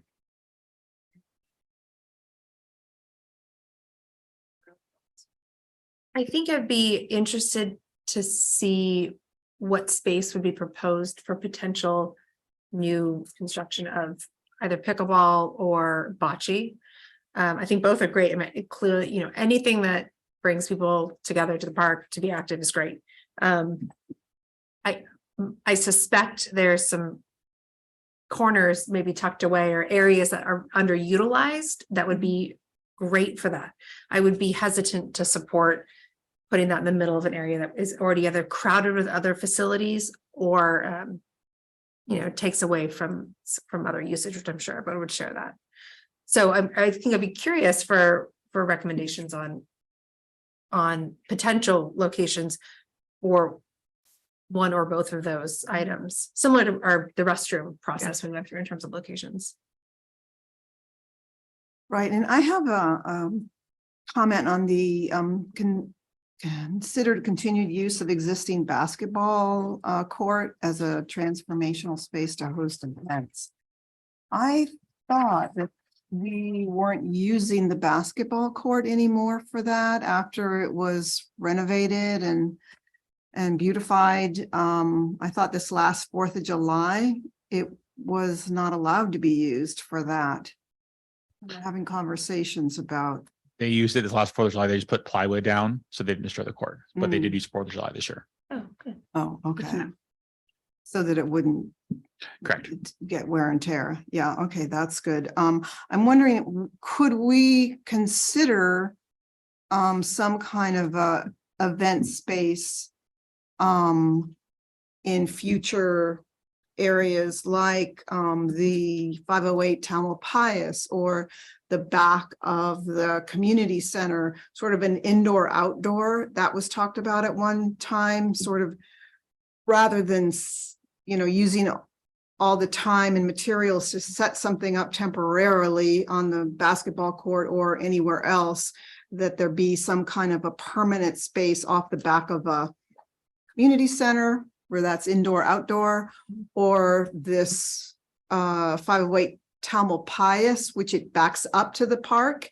Yeah. And could open up the park to an event like that, and it would sort of increase the size of the park, really, if we did it at 508, just on the backside, not using maybe so much of the interior. Just a thought on that. Yeah, and I agree with the idea of assessing location of other small venues for pickleball or whatever it might be, the way we did for the restroom. Sort of what's the ideal location, because as you brought up, Tim, there is the sound issue, and neighbors sometimes are not happy about the noise of pickleball. I am excited as we remove the porta potties that are behind the community center currently. Kind of that starts to create a much nicer flow between the garden and everything else. And whether we need to consider removing some storage, but I do feel like it'll have a much nicer flow indoor outdoor from that back side of that over the coming months. We have a permanent restroom. I think we've already kind of tackled the field condition issue, but I do want to reiterate it here because it is very significant in having two nice fields here for our kids to be playing on. I kind of agree. I would love to see pickleball here as well. I do like the idea of spreading things out a little bit more so we're not overly congested in this town park. But I do think that there are some areas that might be worth considering that are underutilized. I've lived 100 meters away from this park and I only recently discovered where the horseshoe area is. Never even knew it was there. Walked by it probably about a few hundred times, but there are a few areas that we could be creative with. Again, I don't know if that's a good candidate for pickleball. It's one of those things that everyone wants to play, but nobody wants it in their backyard or near. Right. You're always going to find resistance. So, it's just a matter of finding out where it is, but clearly it's ranked very, very high. So we need to consider it and find a solution for it. That's just not, painting over some of the all of the tennis courts, because there is also a lot of frustration with extra lines on tennis courts. It's Particularly as you get older. yeah. Many arguments ensue. Digitize all the lines. I think that the one last there's some comments about kind of thinning out the vegetation. We've been taking a lot of trees out of town park and it changes the shade and the shape of the park. And so I just want to make sure that we continue to have, some of these woods are magical hideouts for the kids. And they're not necessarily super special, but there's some of the things that make the park magical to them. So I just want to make sure that we don't lose those little hiding spaces. Yeah. So 2 quick things. One, I sort of have a natural inclination to also try to explore and use those tiny little recesses that maybe are underutilized. But then there's something you said that also occurred to me, is that if things are tucked too carefully away, they seem to be underused. Like, oh, I didn't know there was a commission at one time, I'm imagining, that It's like, we should have a horseshoe ring or whatever. And it's, it's tucked away so much so that it's not utilized. So I just, think that's something to be mindful of. And then the only other comment or thought I had was that in investing in sort of the turf and making sure that we have a high quality field. I know one thing that at least I do is, and everybody else is, we're cutting right through the middle. We're walking. There's a whole lot of walking. Obviously, if a park, you want it to be walked on and used. But someone asked me to mention, I can't remember now who, the idea of having it at some sort of walkway to avoid people trampling over the field, not in a use way, but just as a pedestrian way to get from one side of the park to the other. So for example, looking at this picture, from like the baseball mound to, Playground. That playground or one sort of designated, encouraged pathway for people so that there's not this natural zigzag across the fields that are being used. And we're going to be spending a lot of, time and energy making sure they're top notch. So I don't know if that resonates with anybody. I don't like the idea of pulling green out with like a concrete strip, but I think it's tricky, unfortunately. I totally hear you because particularly when the grass is really wet and you find yourself in the middle of a mud puddle, you're stuck, which way to go? But I worry because the fields are cut up in different ways for different sports and different ages of the sports. And so I think that might limit our goal of trying to make better fields and more accessible for all the sports, not just soccer. Yep. But I hear you. And maybe there's a middle ground. Yeah. Well, and so, and it might be that it's not possible. So this is more just a plug for consideration of some sort of designated pathway if it fits with the flexibility of how we're going to reconfigure it. And it might not, but if it does, it would be something I think to consider. I think just to sum it up, it might tell me if everyone's in agreement. The improving the fields, the turf, that is the natural turf, that is a priority for all of ours. Yep. Far and away the Yeah. priority. Yeah. Yes. Town Park and the Cove. Town park restrooms. These West Side restrooms. So we have part of the reason I joined the commission. And we have invested in renovating them. They have been destroyed by folks graffiti and kind of ripping off the doors. It's pretty painful. The outside bothers me much less than the inside. I'm not really sure what the answer is here. If we need to be able to have lockable doors, I am hopeful that whatever we devise with the new restrooms that we can somehow apply that to keeping these restrooms kind of in shape. But yeah. I love when one of our consultants is even commenting on how depressing it looks. Obviously replacing it's going to be a significant cost, but I would be curious while we're working with the bathroom company, the public bathroom company, maybe for a bid. Is there, what would it look like? 2 for 1. Do we get a discount? But I agree. I mean, it was reassuring in a way for me to hear David's assessment that honestly working on these, investing further just doesn't seem like the right step. So, at some point, I agree they need to be replaced. And it seems like, particularly if it could aesthetically match the other one, would be lovely, and provide all the facilities we worked so hard to create for the other one. This is going to be the park thorn. Once the new fancy restroom is there, you're going to notice everyone walking across the field.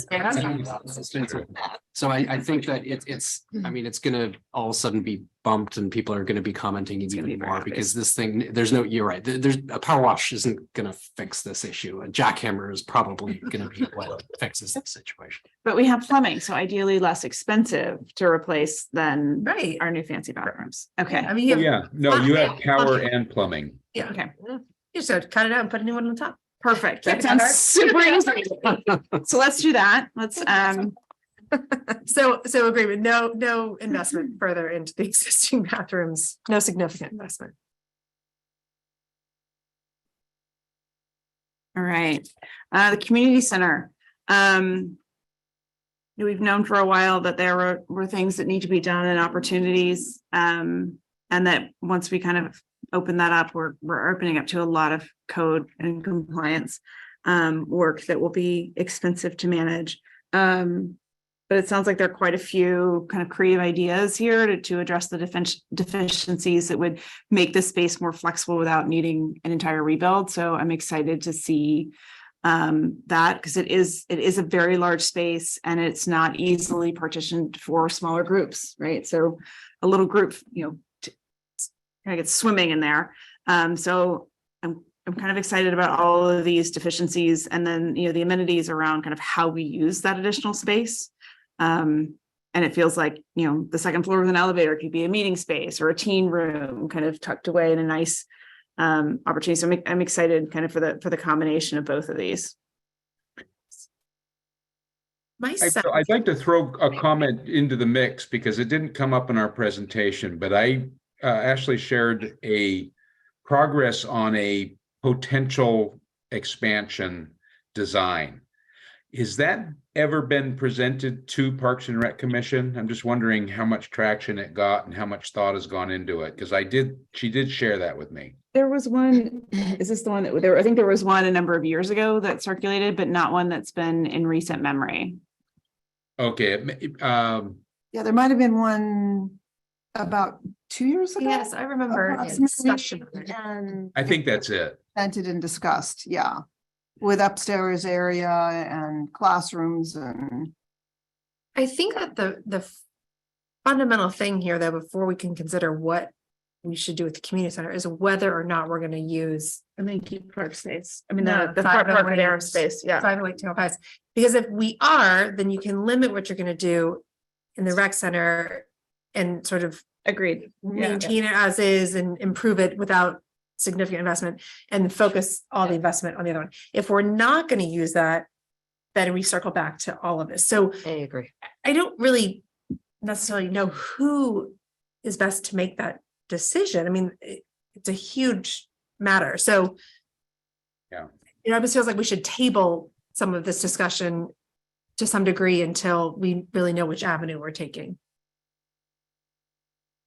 Or just note their interrelatedness. Yeah. Right. Like, Yeah, when is? Yeah, well, we were going to actually explore both the expansion of the community center and 508 Tamalpais and just demonstrate the potential. yes. Sounds great. When is 508 available? Is it 5 years or longer? Mm-mm. 4 years? It's a 4-year lease. Or your lease remaining, 4 years remaining on the lease. Yes. And do we know if there's any options or anything else like that? That's something we should definitely figure out, because it might change that analysis considerably. So I propose we take after school and childcare together. Yep. Sounds like this should be a limited investment until we replace, similar to the bathrooms. Is the recommendation that makes sense to me. I'm not sure what the policies are between after school and childcare and the use of the bathroom. I'm surprised that they would be taking kids from the aftercare back into, where do they go to the bathroom? Come into the gym? Taking the kids who are in after school enrichment into the gym for bathroom. The aftercare has their own for childcare, but the ones who are in the enrichment classes go to the gym, usually being used by somebody else, CYO, or there's somebody already in there. They just take the kids over there to use the bathroom. Okay. Makes sense.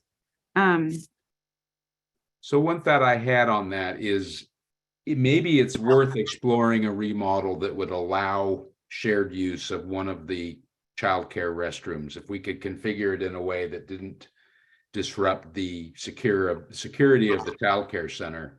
Does that resonate with anyone as a possibility?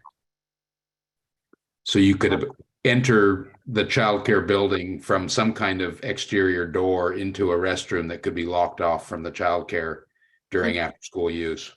I think we might run into some issues with school administration, because I know the aftercare is connected in some way, but if you've got public school classes sharing bathrooms with, private. It's not school, it's all. It is it's all. Yeah, Okay. it's aftercare community, the classes. I worry about kids getting all mixed up. In the starts in Spanish class, ends up in aftercare. Yeah, it does require some management. Yeah. For sure. Yeah, I would, I don't know if it's worth it. Just trying to think outside the box. Sure, no, I appreciate that. I'd be curious of the staff of these and our contractors who are using the space for classes and programming, if they're finding this to be problematic. And if they are, we can address it. It is a challenge on having a bathroom in those two rooms. They have to walk them over to the gym, either with a buddy system or the teacher's got to go and walk everybody back, or they try to go to the bathroom before the class starts, but inevitably someone's got to go and it's problematic. That does sound pretty disruptive. Yeah. It is, and you also will have, if you particularly younger kindergartners, first graders in those classes, I mean, potentially they're like 2 5-year-olds walking across the blacktop after school with they may end up on the playground or hanging out with their other friends, or, you know, I mean, it's pretty tempting to like, oh, go watch soccer. So I get it. I mean, Okay. but I'm just not sure what the Answer is. solution is. I think exploring that potential shared use is not a bad use of time at all. Yeah. What we are able to do with it, something different, but I do think that also, even though there was only 5 years, maybe we think of usable life. I think it was your estimate. Those might be hard 5 years without a bathroom, so we don't invest a lot, but maybe make this one improvement sounds like a reasonable thing to explore. Right. The dance studio. I spent some time in here. Yeah, the loft is scary and weird. And it is, but I'm glad that there's a bathroom. So I don't know where the lobby is. Is that like at the lobby, like the front door of the? It's a vestibule, and if you remove the stair and you remove access to the loft, there's enough room that you could build a restroom on the ground floor. That makes sense. Okay. So it's not it's not an inexpensive improvement, but it's one that ADA is screaming for and would really improve the compliance and use of that room. So if it is an asset, that's what it would take to really make it ADA compliant and code compliant. Yeah. Is there any space within, I mean, like a shared bathroom across all of those? I think about the Rustic Bakery in Tiburon has like 2 public bathrooms that are for that entire mall area. Is there an opportunity to have a similar thing here? We don't have to build one dedicated to the dance studio, but it's something for the whole center to have. There is not, I know some of the other spaces have their own bathroom inside for their participants, but not for ours is upstairs that are down below. Okay. Yeah. There's no opportunity to kind of build one that everybody would use as a It's public. like a need that they all have. Well, there is an opportunity at 508 Tamalpais for that. Okay. This discussion sort of also feels to me like Let's have it one. depends on what's happening with 508. And I know that, I mean, we still have 4 years, but if you're gonna put it in the bathroom, but if 508 could potentially have a dance studio involved, I don't know. I mean, it feels like that's a big investment if we're not quite sure what the Use the big space. plan. So let's Yeah. get to 508 and any other thoughts on the dance studio? Well, so I do not necessarily about the dance studio, but it brought up for me a question. So I definitely understand the general requirement that, you know, you're renovating it, then you're bringing it up to code. That's sort of the carrot and hammer type approach. But I wonder if there's a few things we could do to make this more ADA compliant, but we're hesitant to touch it at all because there's so many things. And we're like, oh, we're not sure if that's the right bang for the buck. Is there an opportunity to do some ADA compliance without doing all of it? If you just like, listen, I want to make this a little better, it's not going to be perfect. Or is it, if you touch it at all, you have to do all of them? So it's either we do them all or we don't get to do any of them. That's always been a question I've had with respect to renovation that came up in particular when I was thinking about the dance studio. In the end, it does fall on the building inspector because it's the building inspector interprets those requirements and makes that call. So is an internal discussion that the town could have with the building official. But generally, one of the things to think about is that ADA is not only a code, it's a law. Yeah. And you are subject to the possibility of a lawsuit demanding compliance or potentially even asking for damages, whether or not you are required by code and an upgrade to comply. So compliance with the law, and that's a federal law, compliance with that law is a little bit different than compliance with the accessibility code, which kind of grew out of that law. Yeah, no, The code that requires you to do it as part of an upgrade, but the law stands. yes, yeah.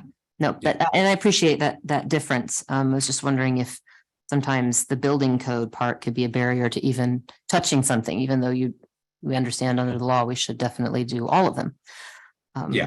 Okay. No, it's true. In practical application, yes, that is a reason that some people put off renovating is because of the code upgrades, and not just ADA. If you do a remodel, you start to trigger some other code upgrades, fire alarm, fire sprinkler, so forth.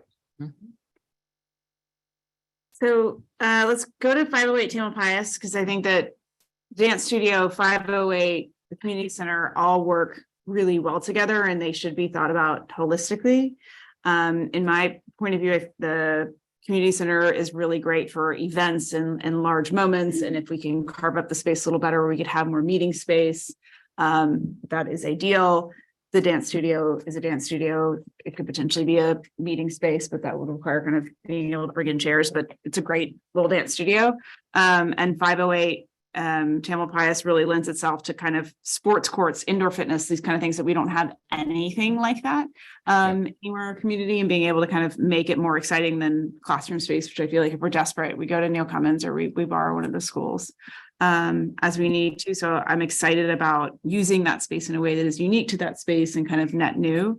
I would also push for, as we think about this, that plaza, if we take down the fence, if we look at the parking lot that butts up behind 508 Tamalpais and the current town park parking lot, there is a lot of space where we could expand Town Park Plaza into being something that is a lot more fluid and more connected. Is, as we do this, we shouldn't just be thinking about the physical space, but how do we make the spaces together feel more connected? How do we move some of those garbage cans out of the way and make that flow between the park and that entire Corte Madera Center more exciting, and a walkway from the Town Park Plaza into the park on the east side of that parking space.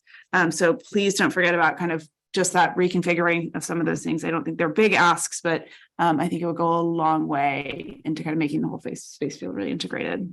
What's exciting to me is the potential to have that flow and become a bigger space that, will just be amazing. And again, if some of that space can be considered for an outdoor venue off the back of 508 or somehow in there to be able to utilize that to, create more gathering spaces for people who that came up in the survey over and over again, gathering spaces, outdoor events. Chess You tables. could really imagine if you orient the primary entrance to 508 from the other side that it is now, right? From the Corte Madera, from the rec side. I'm literally picturing like those big kind of garage doors where you could have this indoor, outdoor, even though it's an indoor facility with sports, whatever, fitness, but said you could open it up to the plaza. And I mean, it has a ton of potential. I think the critical part is figuring out, what is provided there, will it financially warrant the loss of the revenue from the lease, right? So could the activities and classes and opportunities garner enough funds? I would be very curious to find out exactly what the monthly revenues that we generate just from 508, so we can kind of figure out what that loss is and if we could recoup it. I think that would be very important. The other question I just had is, I know it's pretty close, but do we know is it in the flood zone, that area? Just because if we do extensive work on it, sometimes you are then limited, and sometimes the town might have you raise it up, which would then change a lot. So I live a stone's throw away from there, and I am in the flood zone, which is why I'm the one asking this question. But I mean, there is the advantage that it is great. It is accessible. I think that's great. It's a huge advantage, but I just wonder what that might limit us as far as retrofitting that building if it does happen to be in the flood. I wonder if you're just basically gutting the interior, redesigning it, and then access. I don't know. It's good. It's a good point. they're very picky, and I know it from a residential standpoint, but not from a commercial standpoint. So I would definitely recommend. Is there a way we could engage planning to help look at that? Because I know it's at the same grade as the community center, but honestly, I don't even know if maybe the community center is potentially in a flood zone. Don't we have a flood control committee? Yes. Or- yeah. But I will check in with the Public Works Department and Planning Department on that, but it appears from Marin maps that yes, it is in a flood zone. Both this and the community center? Yes. Yeah, if not now, in a year. Yeah. So I mean, But they are existing facilities, so it's not like, if you were proposing a new structure, then they would be asking you to comply, but typically they don't require that of existing facilities. No, they do. It depends on a lot of detail. It depends on how much money you put how much in. money. Yeah, Oh, okay. a certain percentage of the value of the Commercial versus property. residential. Yeah. Yeah, it might Yeah. be. Well, you just have to tear it down at that point. But we'll ask the Yeah. town experts. But, about Yeah. but either way, I sort of assume that whether required or not, that we would, any renovation or improvements that we would consider would be in concert with like our flood control committee and, be thinking of long-term use and sustainability. No, it's a great point. I'm glad you raised it, and it's something we should get their opinion on, because if that alone is going to prohibit remodel or renovation of any of these, we need to know that. It's going to create a domino effect, because especially if we're trying to figure out what we're going to do with the community centers, dependent on 508, and the 508 is dependent on if it's in a flood zone. Yeah, it's just complete. Yeah. Well, I guarantee you're not going to pick up either of those buildings. You're not going to raise either of those buildings. They're going to be torn down and replaced if you're forced to comply. And then I think we've already asked that we'll just sort of confirm as we're thinking about 508, the lease term, and if there's options, because obviously that's a contract we have to recognize is in existence. Great. Any more commissioner questions before we open public comment? All right, Rebecca, do we have any public comment? There is no one here in person, anything online or hands raised? We do have several hands raised from online attendees, but I also wanted to state that all of the emailed public comments that we received after the agenda publication through 5 p.m. today are linked on the website, and the commissioners have them printed before them. They were also emailed the link. And I did respond to everyone that emailed with the link to join the meeting and the link to view all the public comment received. And that's all available linked on the agenda on the town's website. And we currently have 4 hands raised, and I will, first person I'll call on is Jill Sellers. Hi, can you hear me? Yes. Okay, great. Thank you so much. I'm Jill Sellers. I am the parent of a soccer player with Corte Madera Football Club. We've been involved for 10 years and have been gratefully playing in our community all of that time. I just want to thank everyone for this process and for your service. It's a major undertaking. Alyssa and David, thank you for your presentation. Tim, thank you for your ongoing work. And commissioners, you are asking insightful questions, and I acknowledge that you have a lot of competing priorities that you're working with. I just want to, reference that we have, 1,000 to 1,200 kids playing soccer every fall. We have 500 to 700 kids playing soccer in the spring. We could have more if we had access to the East Field, which is undergoing some renovation work right now. This is a major program. It's also an income program for the town of Corte Madera that is, making about $200,000 a year from the program. And I shouldn't say that that's all profit, but that is money that they are earning from the program. And, I currently have a daughter who is on a U14 team. Those are generally 8th, 7th, and 8th graders. We are traveling to Sonoma to play soccer. That is where our home games are held, is in the town of Sonoma. And the reason that is that because we don't have access to functional fields this spring in Corte Madera. Those fields I know are undergoing some renovation work, and that is the reason for that move. But the work is not the field. I went and took some pictures. I can't share them with you because I can't share my screen, but the field's in pretty bad shape. It remains in pretty bad shape. So prioritizing grading and natural turf on those fields, because I know artificial turf is not in favor, the community's not in favor of it at this point, should be a number one priority. I can't think of any park or program that has more Corte Madera residents using it more days of the year than the soccer club. There's also obviously lots of other sports going on. And I just wanted to make that point. So I'm thinking about sustainability and environmental stewardship and thinking about all the cars that are driving up to Sonoma all the time. And I just hope that we can keep our community program here and strong in Corte Madera. So thank you so much for your work. I appreciate your time, and thank you. Thank you, Jill. Thank you. I just wanted to add that if there was a visual or something that you wanted to share that you were unable to share, or any additional comments, you're welcome to email them to publiccomment@tcmmail.org, and they will be uploaded with the other items that are already on the website. Thank you. Great, thank you. Okay, the next attendee that I'll call on is Clark Miller. Oh, lost Clark. Or did you? Hello, did commissioners. you put your hand down, or were you waiting to Oh, speak? I was, Okay. good to go. All right, good. Okay. Hello, commissioners. My name is Clark Miller. I am a board member for the CMFC Club. And on behalf of the 1,100 kids in our program, I want to thank you for tonight's excellent presentation and discussion. I was particularly pleased to see that natural turf fields scored the highest score in your rating matrix of 230, tied with pickleball. There were a couple things I did notice that I thought were worth correcting the record on in the following slides.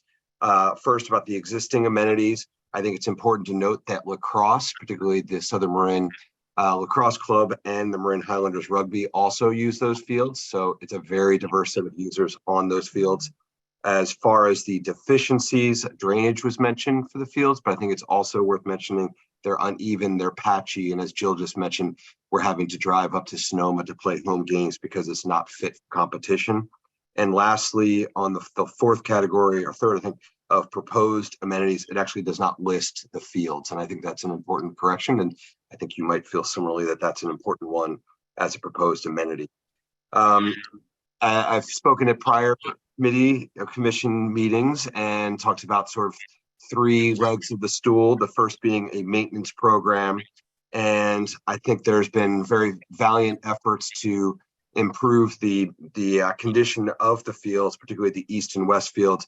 But for a variety of reasons, whether that was the seed type used, the rain we got, the aeration that occurred, it just has not been successful this year. And so I'm very pleased to see that you're looking for new options. No, because of the commission's prior actions to not go down the path of artificial turf at this time, I think it is important just to go in eyes wide open on natural turf. And we've been able to do some research on some of the other natural turf fields in the area, particularly at McKegney and Mill Valley, which are sand-based fields, which are very good fields, but they do require a significant amount of maintenance and water. And if not properly maintained, they end up like the condition of the College of Marin field behind Masonic Temple, which unfortunately has really deteriorated. Interestingly, the East field is a sand-based field. And so I think it's a little bit concerning to honestly that it is, because it's not in a condition that really gives me a lot of confidence that that's the right solution here. And so the West field, I think, is a clay-based field. And so the proximity to the creek does create some tidal challenges for that East field that are worth being aware of. So more attention is needed to really understand the science behind the natural turf fields. I continue to commit the club to offer our resources in your efforts to better understand that. And I urge the commission to keep this a high priority as part of the overall capital projects that you're exploring. Thank you. Thank you, Clark.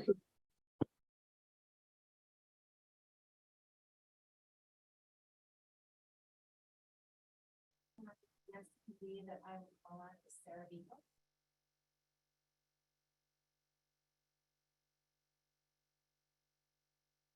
Sarah, you should be able to unmute yourself.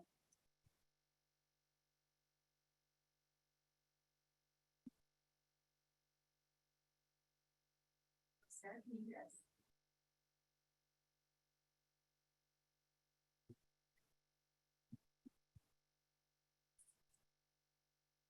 Well.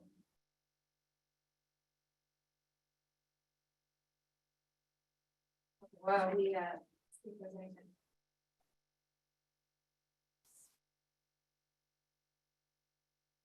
Patty, are you able to unmute yourself?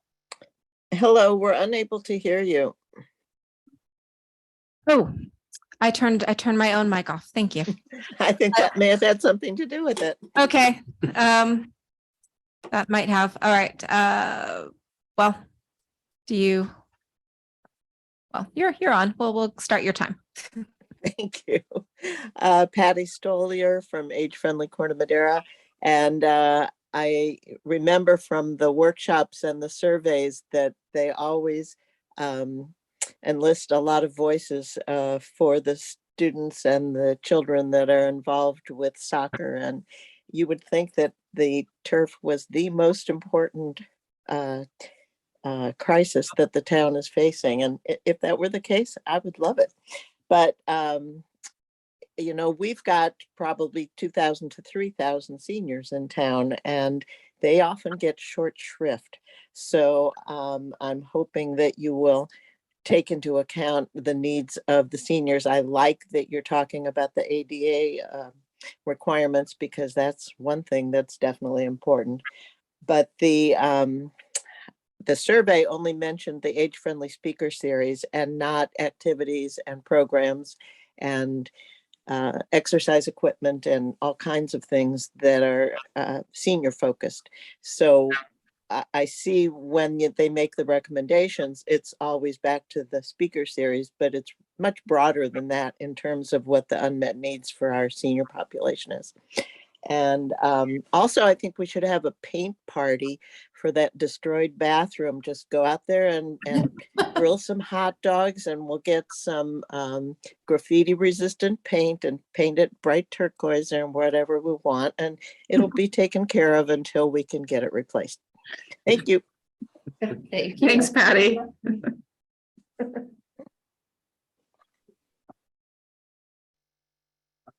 Okay, I will try Sarah Vigil again. Apologies, Sarah, if you couldn't hear me before. My mic was muted, but you're up next.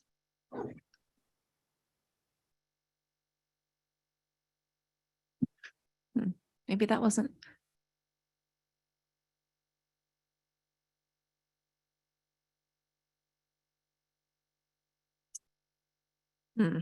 Okay. There might be some technical difficulties getting Sarah on.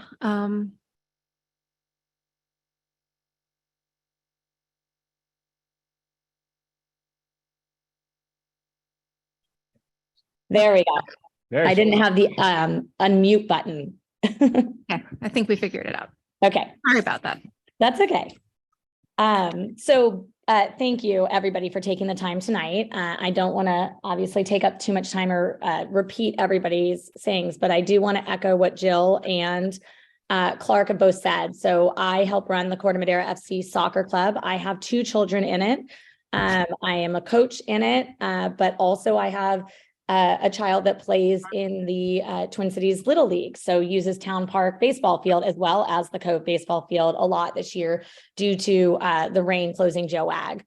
And I just want to reiterate that we, you know, all the stats, everything's been given to you, but, you know, we want priority given, if possible, in this master plan to the improvements of the fields. We understand it's going to veer towards natural grass, but there are lots of things that need to be done.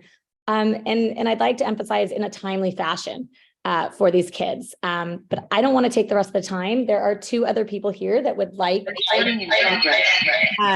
So I want to introduce my son, Austin, who is a 6th grader at Hall and wanted to speak. Hi, I'm Austin. I'm 11 years old and I go to Hall Middle School. I play soccer for Corte Madera FC, and I had practice today. Even though it was only 4 people, we were still practicing our shooting. And there was a dirt spot, and then next to it, there's a big patch of grass. And every time we passed it onto that, it would pop up and we would swing and miss the ball. So it was really annoying. Also, I played baseball on Cove because Joad was rained out. And the ball would come, if the ball would come in hard, it would pop up randomly and it could hit you in the face, which was dangerous. So if we could get natural grass and level out the fields, I think that would be a big help. And then I have one more speaker. My daughter Avery would like to speak. Hi, I'm Avery. I'm 9 years old and I play soccer almost every single weekend. And I have a lot of fun, but the grass is very unleveled and there's spots on the field where it doesn't have much grass and it's just dirt. And when you try to kick the ball, it will go to a random spot because it bounced off of a spot where there's no grass. And I think that it would help a bunch if we can level out the grass and make it a little better for not just my team, but for every team. All right, we just want to say thanks for taking the time and we appreciate it. And we look forward to seeing what's coming in the future for improvements. Thank you. Thanks, Sarah and Austin and Avery. Thanks, Sarah, for all the work that you do with the kids too. Thank you, of course.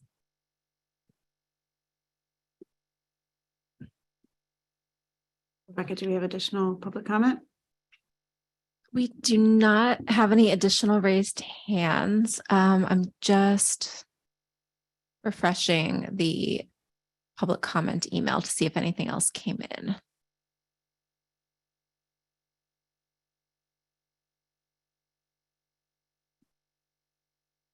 And we did not receive any additional emailed public comments. And then any more commissioner discussion before we move to staff updates and reports? Do you need a decision and recommendation from us more than what we have provided? Or do we need a vote? I would say just close public comment and then if any discussion. Yes. All right. Thank you. Thank you, Tim. So at this time, we will close public comment. Move to commissioner discussion if any further is needed. None further needed. Let's move on to our staff updates and commissioner reports, please.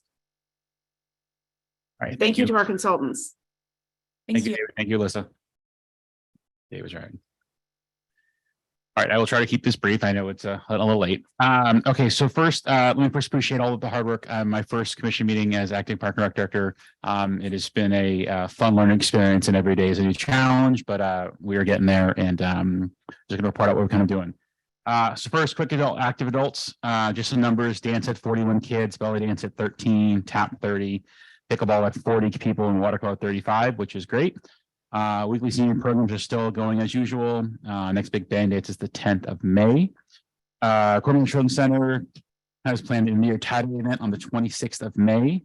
And this month they have the most ever kinder families. They have 35 total kinder families, which is a lot of kids from kinder for taking track of, which is huge. Alex and Alex have some great patience for kinders. They are the most challenging and the most rewarding at the same time. Alex and Alex have both been busy planning for summer hirings. They also do my summer camp training and recruiting CITs for the summer. After School Enrichment has 972 people so far enrolled this spring, which is great. Good enrollment for both tennis, carpentry, chess, and science and art. Adult with Disabilities has had their monthly dances averaging about 130 people attending, which is a good number. They just wrapped up the basketball program with about 50 people attending each night, and party night averaging about 40 people, which they are now doing instead of basketball. Upcoming activities and events. We had a great unveiling of the painted bins this Sunday. It was a gorgeous, gorgeous day. It was really a great partnership with Painted Bins and Kathy from the nonprofit. Mayor Lee was there, Vice Mayor Beckman was there.